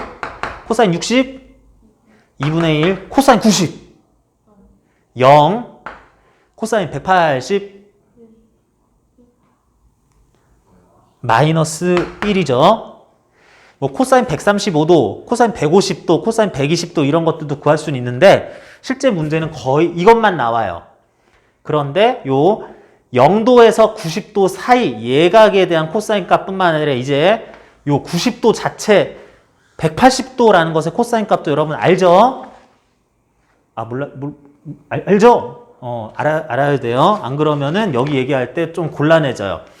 그래서 어떤 물체에 가해지는 힘과 그 물체의 실제 변이가 이렇게 90도 이상의 각도를 가질 때도 있어서 일 계산할 때는 요거 꼭 알아야 되기 때문에 점검 빨리 했습니다. 자, 그래서 이렇게 힘이 가해졌을 때 이 일은 구하자. 그림에서 보는 것처럼 S만큼의 변이 뭐 시커멓게 생긴 물체가 쭉 가는데 F라는 힘이 변이 방향에 대해서 세타 각도를 가지고 가해지면서 물체는 쭉 가는 동안에 해줄 일을 이렇게 구해주면 된다. 힘을 F 사인 세타와 F 코사인 세타로 분해도 해본 것처럼 나오는데 뭐 그냥 그러려니 생각하시면 되고요. 자, 그랬을 때 이제 에너지도 계산을 해야 되겠습니다. 에너지는 크게 우리는 지금 운동 에너지, 포텐셜 에너지, 그리고 역학적 에너지를 구할 거예요. 자, 그런데 운동 에너지는 영어로 키네틱 에너지라 그래가지고 이 K랑 아니면 K라고 써서 2분의 1 mv 제곱 이렇게 구하면 됩니다. M자리에 해당 물체 질량을 킬로그램으로 V자리에 제곱할 것에 미터 퍼 세크를 쓰면은 줄 단위로 정확하게 나와요. M자리에 무슨 톤 쓰고 V에다 미터 퍼 세크 쓰고 있으면 이게 킬로줄, 메가줄 이런 것들 뭐도 나올 수도 있는데 일단은 이 줄 단위로 딱 나온 거는 킬로그램, 미터 퍼 세크 단위 각각 썼을 때다.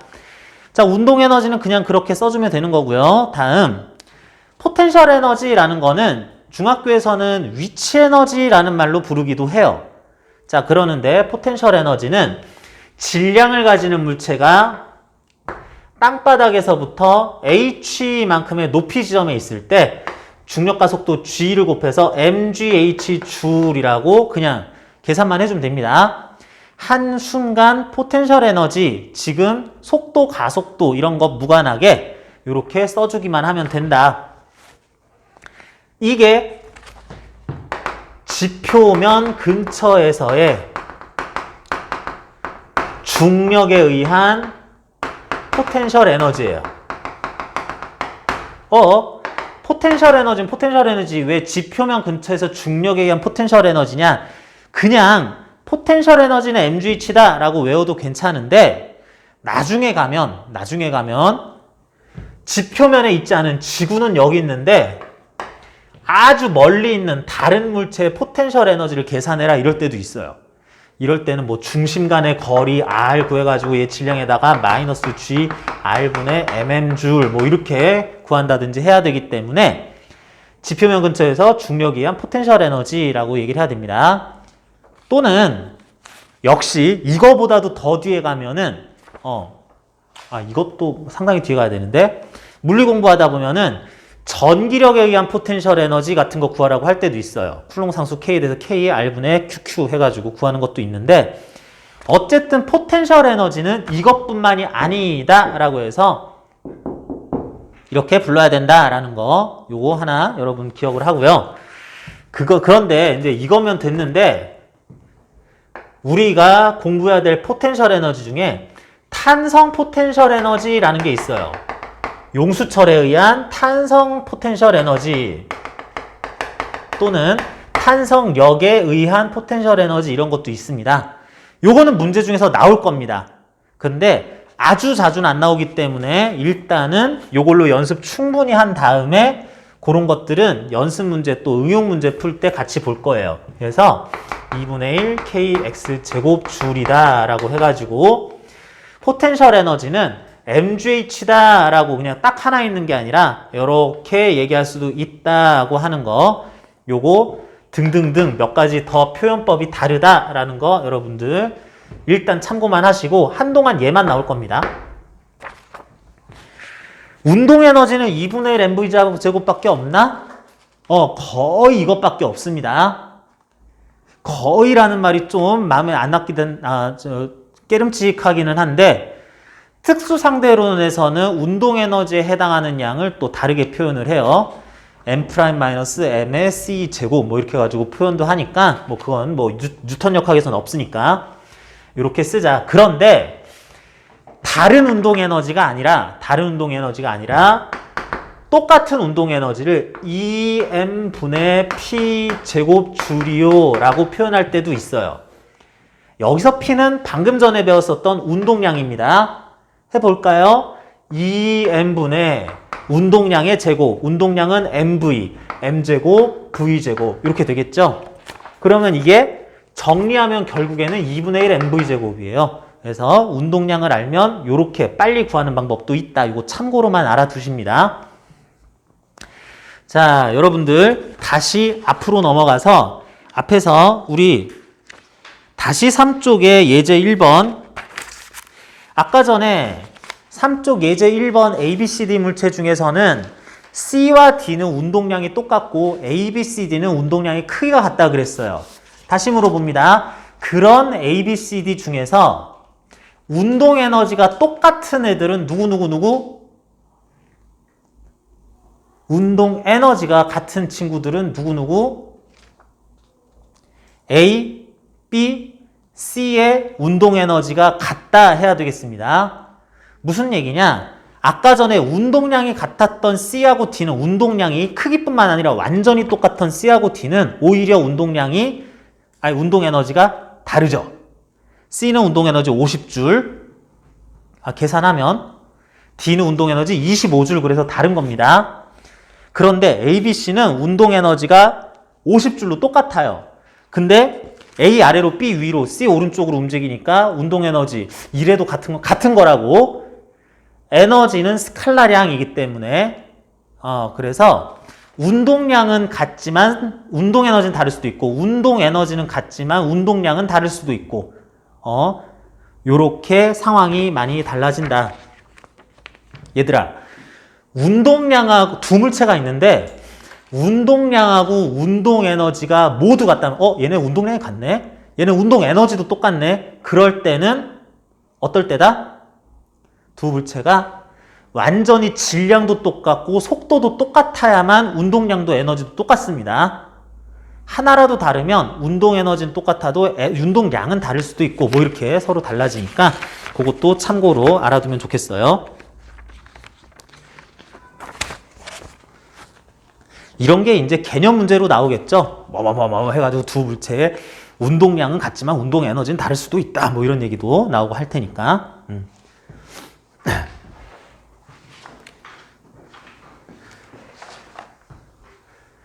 이건 만나보자. 자, 이것도 여러분 사실은 문제풀이를 통해서 알아봐야 되는 건데, A, B 두 물체가 있어요. 두 물체가 질량이 같아요. 그리고 속력도 같아요. 그럴 때 두 물체는 운동 에너지가 같을까요? 다를까요? 질량이 똑같아. 빠르기, 속력 똑같아. 그런데 운동 에너지는 같을까요? 다를까요? 당연히 같겠죠. 근데 두 물체는 운동량이 같을까요? 다를까요? 운동량은 다를 수도 있어요. 뭔 말인지 알겠어요? 뭐 때문에 내가 이 얘기 했는지 알겠어요? 운동 에너지는 질량이 M으로 똑같다면, 속력이 V로 똑같다면 2분의 1 MV제곱 당연히 같아야 되는데, 운동량은 MV 곱해야 되는데 똑같지 않습니까? 근데 속력이 같다 그랬지 1kg짜리가 10m/s, 10m/s로 움직이면, 그러면 우리 3쪽에서 본 것처럼 운동량은 또 다를 수도 있기 때문에 이런 미묘한 속력이 똑같냐, 속도가 똑같냐라는 말 때문에 같다, 다르다, 같을지도 몰라, 다를 수도 있어 라는 것이 또 이렇게 달라지는 거. 이런 게 함정입니다. 벡터량, 스칼라량 그런 거 구분을 통해서 함정 문제로 내는 것들이 용어 문제에서 곧잘 나오니까 그런 것들 항상 주의해 달라는 거 다시 한번 강조하고요. 자, 운동 에너지와 포텐셜 에너지 일단은 2분의 1 m제곱 mgh 했는데, 역학적 에너지는 그거 두 개 더하면 되겠다. 뭐 그렇게 하죠. 됐습니다. 그렇구나 하고 넘어가면 돼요. 자, 그래서 밑에 역학적 에너지에 탄성 포텐셜 에너지를 또 고려하면 2분의 1 kx제곱도 더해야 되는데, 그거는 차근차근 보자라고 하고요. 자, 이거 두 개를 왜 배우느냐, 왜 함께 배우느냐, 우리는 2일 에너지 정리라는 걸 배워요.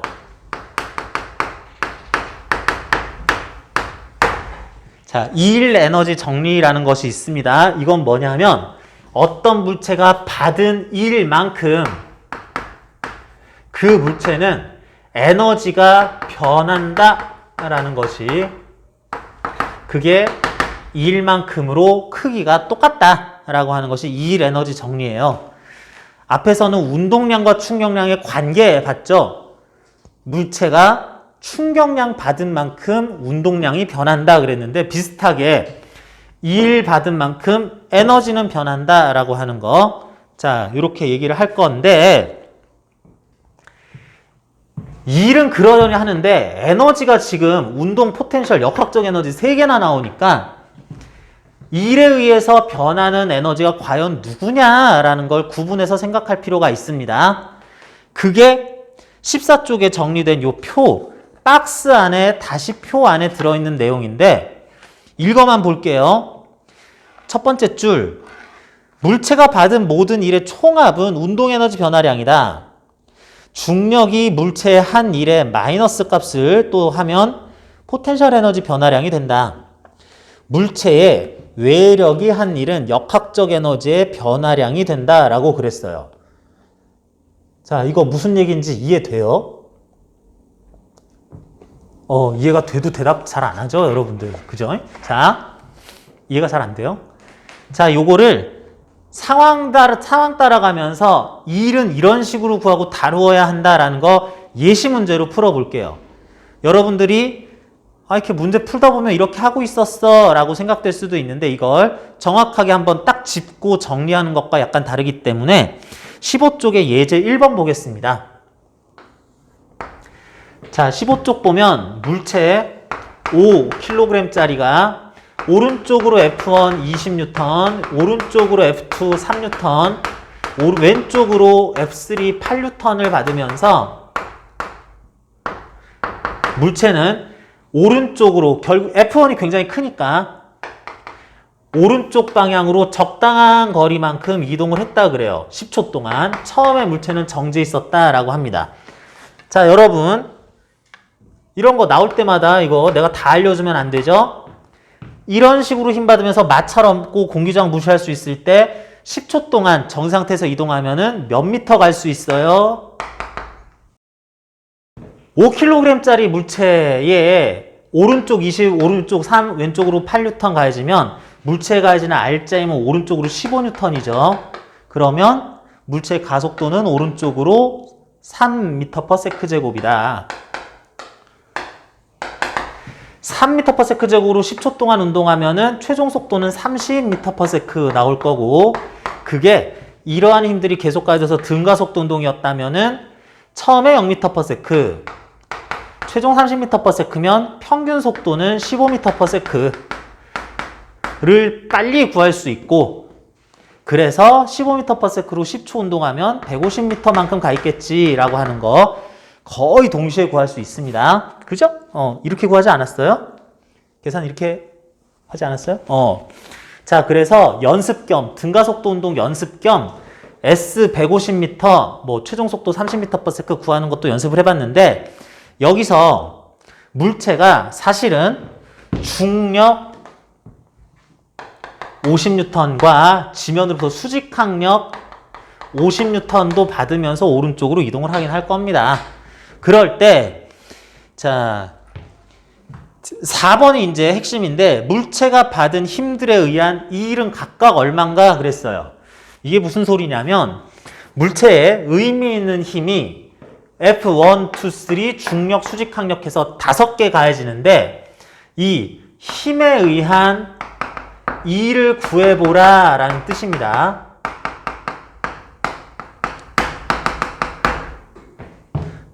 F1, 2, 3 중력 수직항력에 의한 일을 5개 힘이 가해지면 이 일을 5개 구할 수 있어요. 그래서 F1에 의한 이 20N짜리 요 힘에 의한 일은 몇 줄?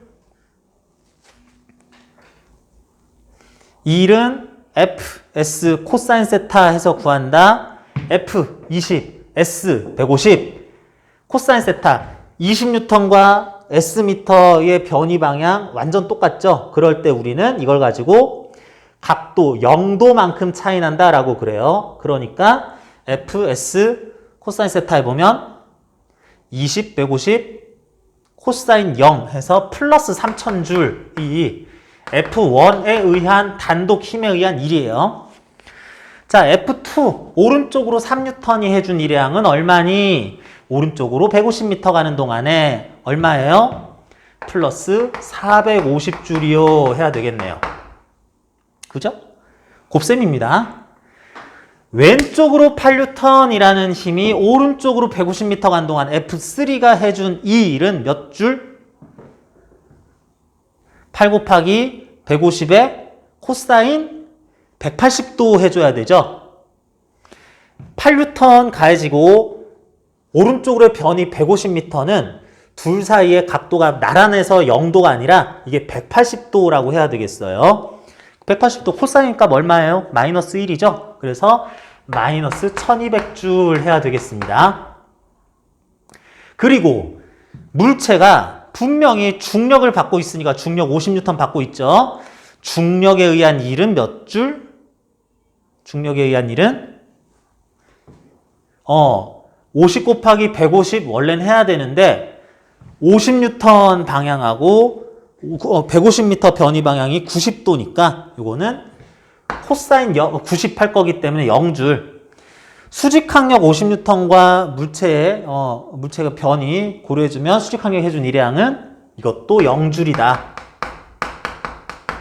이런 식으로 일값이 0줄이라고 나오는 경우들도 있다라는 거. 이게 첫 번째, 물체에 여러 개의 힘이 가해지면 각각의 물체별로 따로따로 힘들이 해준 일을 구할 수도 있다라는 게 이게 일 구하는 첫 번째 요령이에요. 자, 그런데 우리는 이렇게만 하는 게 아니라 여러 개의 힘에 의한 합력이 한 일도 구할 수 있습니다. 예를 들면 F2와 F3라는 두 힘의 합력에 의한 일을 구할 수 있어요. F2 오른쪽으로 3N, F3 왼쪽으로 8N. 얘들의 합력은 왼쪽으로 5N, 왼쪽으로 5N, 왼쪽으로 5N이 물체가 오른쪽으로 150m 가는 동안에 해준 이 일이 얼마? 마이너스 750줄이죠. F2와 F3의 합력이 해준 일의 양 마이너스 750줄. 이런 것도 구할 수 있다고. 각각의 힘만 구하는 게 아니라. 그런데 이걸 보면서 그냥 예시로 얘기를 해서 드는 건데 합력을 왼쪽 5N 구해서 2를 구할 수도 있는데 잠깐만. F2하고 F3 합력을 2를 구했는데 F2, F3가 한 2일이 플러스 450 마이너스 1200이었으니까 요거 더해도 마이너스 750줄 나오죠? 합성하는 거기 때문에 450과 마이너스 1200을 합하는 겁니다. 이게 어디서들 빼거나 이러는 게 아니라 합성은 나온 숫자를 그냥 그대로 더하는 거예요. 자, 그래서 여러 개의 힘이 있을 때는 힘들이 해주는 일을 따로따로 구할 수 있다. 어떤 합력이 해주는 일도 당연히 구할 수 있다. 근데 합력이 이 일을 얼만큼 했나라는 것과 그 힘들이 한 일을 알고 있으면 일끼리 합해도 괜찮다라고 하는 거. 요것도 여러분들 정확하게 한번 확인을 해봅니다. 그렇다는 얘기는 여기서는 두 개의 힘만 얘기했는데 F1, 2, 3, 4, 1, 2, 3, 4, 5 중력, 수직항력, 장력, 전기력 이런 것들이 한 일도 구할 수 있고 거꾸로 얘기하면 물체에 가해진 힘들 중에서 너만 빼고 나머지가 한 일들도 구할 수 있다는 얘기겠죠. 그런 것들 어떻게 구해? 이렇게 각각의 힘들이 한 일 있으면은 너를 빼고 합력을 구하고 그럴 필요 없이 이것 빼고 나머지만 다 더하면 나머지 합력들이 해준 일이다. 이렇게도 구할 수 있겠네. 말이 너무 빠른가? 자, 이런 식으로 할 수 있다는 거 여러분 그 문제 풀다 보면 자연스럽게 알기도 아는 건데 이렇게 한다는 거 정리가 돼 있을 때 여러분들이 좀 더 이해하기 쉽고요. 자, 하나 더 갑니다. 자, 예를 하나 들어봅시다. 이것도 예로 빨리 정리할 건데 여기 땅바닥이 있어요. 물체가 땅바닥에서 5m 지점에 있습니다. 요거 2kg짜리예요. 이 물체의 속도, 가속도, 받는 힘 됐고 현재 포텐셜 에너지가 얼마예요? 중력과 속도는 10m/s라고 합시다. 이 물체의 포텐셜 에너지 얼마예요? 머릿속에선 계산되는데 대답만 안 하는 거니? 포텐셜 에너지 mgh 그냥 구하는 거라고 했습니다. m, g, h 현재 5m 그러니까 포텐셜 에너지 100줄이죠. 자, 이 물체가 아래로 내려가는 운동을 할 거예요. 그래서 지상 2m 지점까지 내려올 겁니다. 나중 포텐셜 에너지는 얼마예요? 나중 포텐셜 에너지 40줄이죠. 웬만해선 포텐셜 에너지 그러면 지표면 근처에서의 중력에 의한 포텐셜 에너지 구하는 거예요. 그냥 현재 질량, 중력, 가속도 높이 그냥 곱해주면 됩니다. 포텐셜 에너지 100에서 40으로 얼만큼 변했어요? 포텐셜 에너지 변화 얼만큼 변한 거야? 포텐셜 변화량은 60줄 감소한 겁니다. 자, 여러분들 이제 변화량 그러면 증가인지 감소인지 왼쪽 벡터량이면 변화가 왼쪽인지 오른쪽인지 위아래인지 스칼라량이 변할 때는 증가인지 감소인지 이런 것들 여러분들 꼭 같이 얘기를 해주기 바래요. 포텐셜 에너지가 그래서 60줄 감소한 거다 해야 되겠습니다. 100에서 40으로 된 거니까. 자, 그런데 물체는 5m 지점에서 3m만큼 내려온 거죠. 변위가 실제로 아래로 3m죠. 내려오는 동안에 중력 20N 받았겠죠.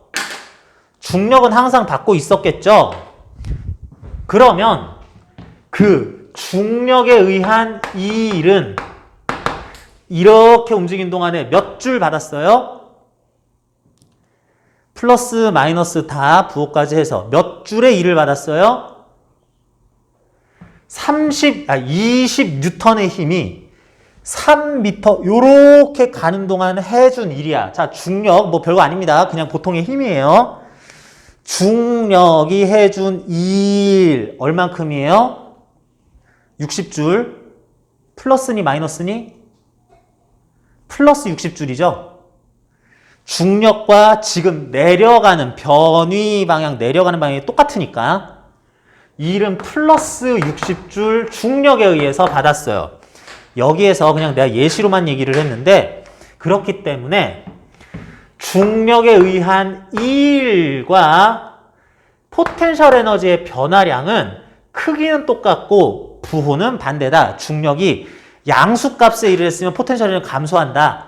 중력이 마이너스 값의 일을 할 때도 있는데 fs 코사인 세타 해보면 그러면 포텐셜 에너지는 증가한다 라고 해야 되겠습니다.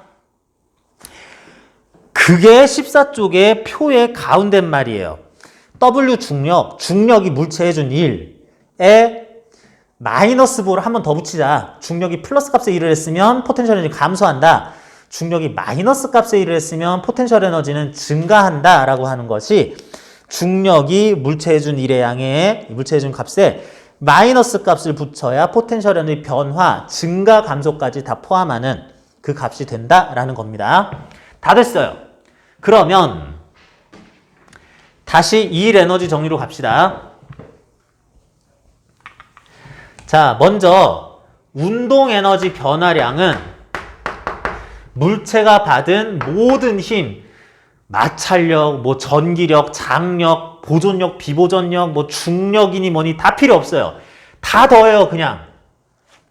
그만큼이 고스란히 물체에 가해진 일만큼 운동 에너지 증가한다 하면 돼요. 이걸 특히 일 운동 에너지 정리라고도 불러요. 다음. 그런데 여기서 방금 전에 연습한 것처럼 물체의 포텐셜 에너지 변화는 mg 높이 변화 델타 h 이렇게도 할 수도 있는데 물체에 가해진 중력이 해준 일의 마이너스 부호를 한번 바꿔주자라고 하고요. 자, 역학적 에너지 변화입니다. 역학적 에너지 변화는 그럼 뭐냐? 역학적 에너지 변화 요거 더해야 되겠네. 요거 더하면 되겠네. 물체가 받은 모든 일에서 중력이 한 일을 부호 바꿔서 더해주라고 하는 거는 한마디로 말하면 여기에 중력이 해준 일도 포함이 모두 돼 있었을 텐데 그거 빼고 나머지 하는 거니까 중력을 제외한 나머지 힘들이 해준 일의 양만큼 역학적 에너지는 변한다라고 할 수 있겠습니다. 여러분들이 기억할 것은 요 마지막 결론만 기억하면 되는데 그냥 이걸 모르고 문제를 풀 때는 아니 중력은 왜 저렇게 특별 취급하지? 중력은 왜 이렇게 취급을 안 하지 할 수 있는데 그 이유가 이런 과정이었다. 다시 읽어봅니다. 그러면 여러분은 이번에 이해가 될 수 있을 것 같아요. 물체가 E를 받으면 그만큼 에너지가 변한다. 이걸 1 에너지 정리라고 하고요. 델타 K, K는 운동 에너지, 델타는 변화량. 운동 에너지 변화량은 물체가 받은 모든 일의 총합과 같다. P, 포텐셜 에너지, 포텐셜 변화량 델타 P는 중력이 한 일에 부호를 한번 바꿔줘야지 된다. 그 중력이 한 일은 중력 F, 변위 위아래 고려해서 코사인 세타 0도야, 90도야, 180도야 뭐 이런 거 해서 실제로 구한 것에 부호를 바꿔줘야 된다. 그래서 역학적 에너지 변화량은 물체가 가진 외력의 한 일과 같다라고 하는데 외력이란 말이 어려워요. 그래서 밑에 외력 그냥 이렇게 하자. 물체가 받은 힘 중에 중력을 그냥 제외한 나머지 힘들을 외력이라고 부르자. 이렇게 생각하면 되겠습니다. 자, 그래서 이게 2일 에너지 정리를 좀 세분화해서 쓴 거예요. 자, 그러면 이런 걸 이제 어디다 쓰는 거냐라고 할 때 이제 문제들이 본격적으로 되게 까다롭게 나올 수가 있는 건데 먼저 이걸 사용하기 전에 역학적 에너지 보존 법칙이라는 거 요건 좀 기억을 하고 가야 되겠어요. 자, 역학적 에너지 보존 법칙은 일단 역학적 에너지는 변하지 않는다. 두 번째, 역학적 에너지를 구성하는 운동 에너지가 감소한 만큼 포텐셜이 증가하고 운동 에너지가 증가한 만큼 포텐셜이 감소한다. 합은 일정해 라고 하는 거. 그런 식으로 얘기를 듣고 관련해서 무슨 그래프도 나오고 그러죠. 그래프 뭐 이렇게 되고 뭐 이렇게 같이 있고 뭐 이렇게 되고 이렇게 되는 거 같이 있고 뭐 이렇게 하는데 자, 그런 것들 이미 중학교 때 연습도 하고 또 내용도 공부한다는 거 알고 있고 뭐 그러는데요. 통합과학에서도 공부한다는 것도 알고 있는데요. 충격적인 얘기 하나 합시다. 자, 역학적 에너지 보존 법칙은 물리에서 나오는 한두 개 정도에 불과한 법칙이란 말이 남용되고 오용되는 경우다라고 합시다. 자, 무슨 얘기냐면 물리에서 법칙은 웬만하면은 어지간한 예외 없이 웬만하면은 맞는 것들을 법칙이라고 하거든. 근데 역학적 에너지는 보존 안 돼요. 사실 보존 잘 안 돼요. 거의 보존 안 돼요. 무슨 얘기냐? 역학적 에너지 보존 법칙은 틀린 법칙이다. 근데 우리가 문제에서 볼 이상화된 아주 이상적인 그런 상황에서는 역학적 에너지 보존된다 치자. 근데 역학적 에너지가 보존이 된다면 역학적 에너지 변화량이 제로여야 되겠죠. 근데 역학적 에너지 변화량은 이만큼이라며. 무슨 얘기냐면 보존 안 되는 경우도 어마어마하게 많다는 얘기입니다. 그럼 이건 이렇게 해석해야 된다. 역학적 에너지 보존 법칙이 적용 가능한 상황이라는 것은 사실은 다양한 상황 중에 역학적 에너지 변화가 하필이면 제로인 경우를 얘기하는 것뿐이다 라고 합시다. 그래서 역학적 에너지는 보존되지 않는다라는 걸 여러분들은 기억을 하고, 그런데 역학적 에너지가 보존되는 경우가 문제 중에선 상당히 많이 등장할 때 역학적 에너지 보존 법칙이 적용된다라고 하자.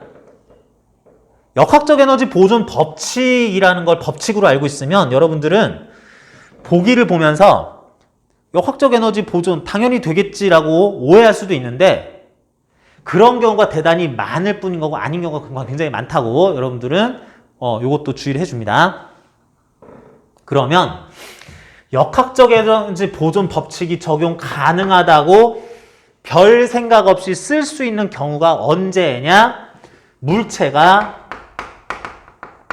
공기 저항 받지 않으면서 던져서 떨어뜨려서 자유낙하고 날아가고 포물선 운동할 때 던진 물체 또는 낙하하는 물체, 공기저항은 무시할 수 있어요. 낙하. 위로 던졌어. 후. 올라갔다 내려와. 비스듬히 던졌어. 올라갔다 내려와. 이런 경우는 특별한 계산 더 이상 하지 말고 무슨 2일 구하고 뭐 하지 말고 역학적 에너지 보존된다 하면 되겠습니다. 마찰과 공기저항을 받지 않으면서 마찰도 받지 않으면서 빗면 또는 공면에서 미끄러지는 운동을 하고 있는 물체, 이런 경우도 특별히 역학적 에너지 얼만큼 변하는지 생각할 필요 없다. 안 변해 그러면 된다. 물론 추가적으로 막 밀고 그러면 안 됩니다. 그냥 자연스럽게 밀면서 올라갔다 내려갔다 하는, 이렇게 자연스럽게 미끄러지면서 올라갔다 내려갔다 하는 물체들, 그럴 때는 역학적 에너지 보존 되려니라고, 이런 케이스 워낙 많기 때문에 바로 적용해서 편리하게 사용하자라는 얘기고요. 여러분들은 좀 싱겁겠지만 19쪽에 19번, 21쪽에 26번 두 문제 지금 당장 풀어도 되겠습니다. 19번이 26번에 포함되는 문제라고 할 수 있는데, 이런 거 어떻게 하냐? 물체들의 질량은 안 가르쳐줬지만 질량 그냥 m이라고 치자. 뭐 m이겠지 뭐. 어떻게든 되지. 안 가르쳐줬다는 거는 상관없어서겠지 한 다음에, 이런 경우가 대표적으로 날아가는 거 포물선 운동, 마찰 공기저항 받지 않으면서 빗면에서 미끄러지는, 공면에서 올라갔다 이렇게 미끄러지면서 오르락내리락 하는 운동일 경우, 이때 이 순간 역학적 에너지들이 보존돼서 계속 일정할 거다라고 하자. 그러면 각각의 역학적 에너지를 구해요. 역학적 에너지 높이 h면은 mgh, 운동 에너지, 포텐셜 에너지, 운동 에너지는 2분의 1 m, 현재 속도가 2v라고 표현이 돼 있으니까 그거 제곱. 아무 생각 없이 막 쓰는 거야. mgeh, 포텐셜 에너지. 운동 에너지는 2분의 1 m v 제곱. 이때는 운동 에너지는 0이고 포텐셜 에너지만 mg 라지 h. m이 어차피 그래서 다 지워지고요. 이렇게 다 약분이 되고 다 상쇄가 되고, h를 문제에서 표기하는 것처럼 스몰 h를 이용해서 이 라지 h를 구하여라 하는 문제가 되기 때문에 요거 이제 정리만 하면 되겠죠. 예를 들면 여기서 보니까 gh 플러스 4v제곱이니까 2v제곱은 여기서 보니까 2gh 플러스 요거는 그냥 2분의 1 남아있으니까 2분의 1 v제곱 해서 또 넘기면 GH가 2분의 3 V제곱, 뭐 이런 식으로 정리가 되니까 적절하게 대입만 잘 하면 되겠습니다. 예를 들면 여기다가 여기 2GH 플러스 2분의 1 V제곱은 G 라지 H인데 GH 있고요. 2GH 있고 2분의 1 V제곱은 뭐야? 2분의 1 V제곱은 3분의 1 GH네.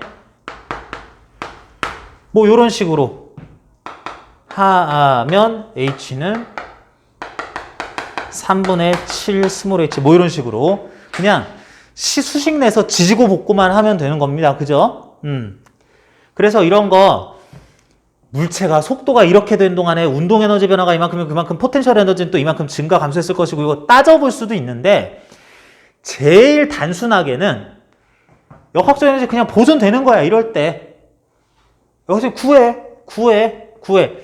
2분의 1 mv제곱 더하기 mgh 2분의 1 mv제곱 더하기 mc, 그냥 다 구해놓고 갖다 치고 연립방정식, 대입의 정리 뭐 이렇게 해가지고 이거 이렇게도 쓰일 수 있네 라는 걸 찾아내면 되는 그런 문제다. 풀이 요령이 그래서 역학적 에너지 보존 법칙 관련한 보존 법칙 적용 가능한 때에는 상당히 문제 풀이 자체는 깔끔해요. 여러분은 계산만 잘하면 돼요. 실수 안 하고. 요게 대표적인 예 두 가지였다고 합시다.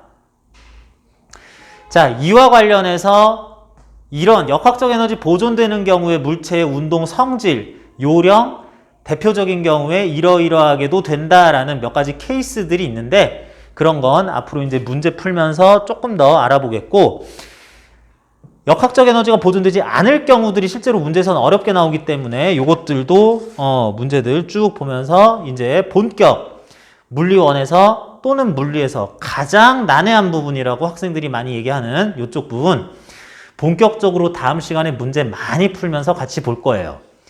자, 여러분들은 일단은 교재에서 운동량과 충격량 관련한 내용까지 다 풀어 오시고요. 할 수 있으면 이 오늘 추가로 나간 이 교재 역학적 에너지 뿐만 아니라 뒤쪽에 일에너지 정리 관련한 내용들 최대한 풀어보려고 노력은 하는데 다음 시간에 주력해서 풀 거니까 너무 스트레스 받을 필요는 없습니다.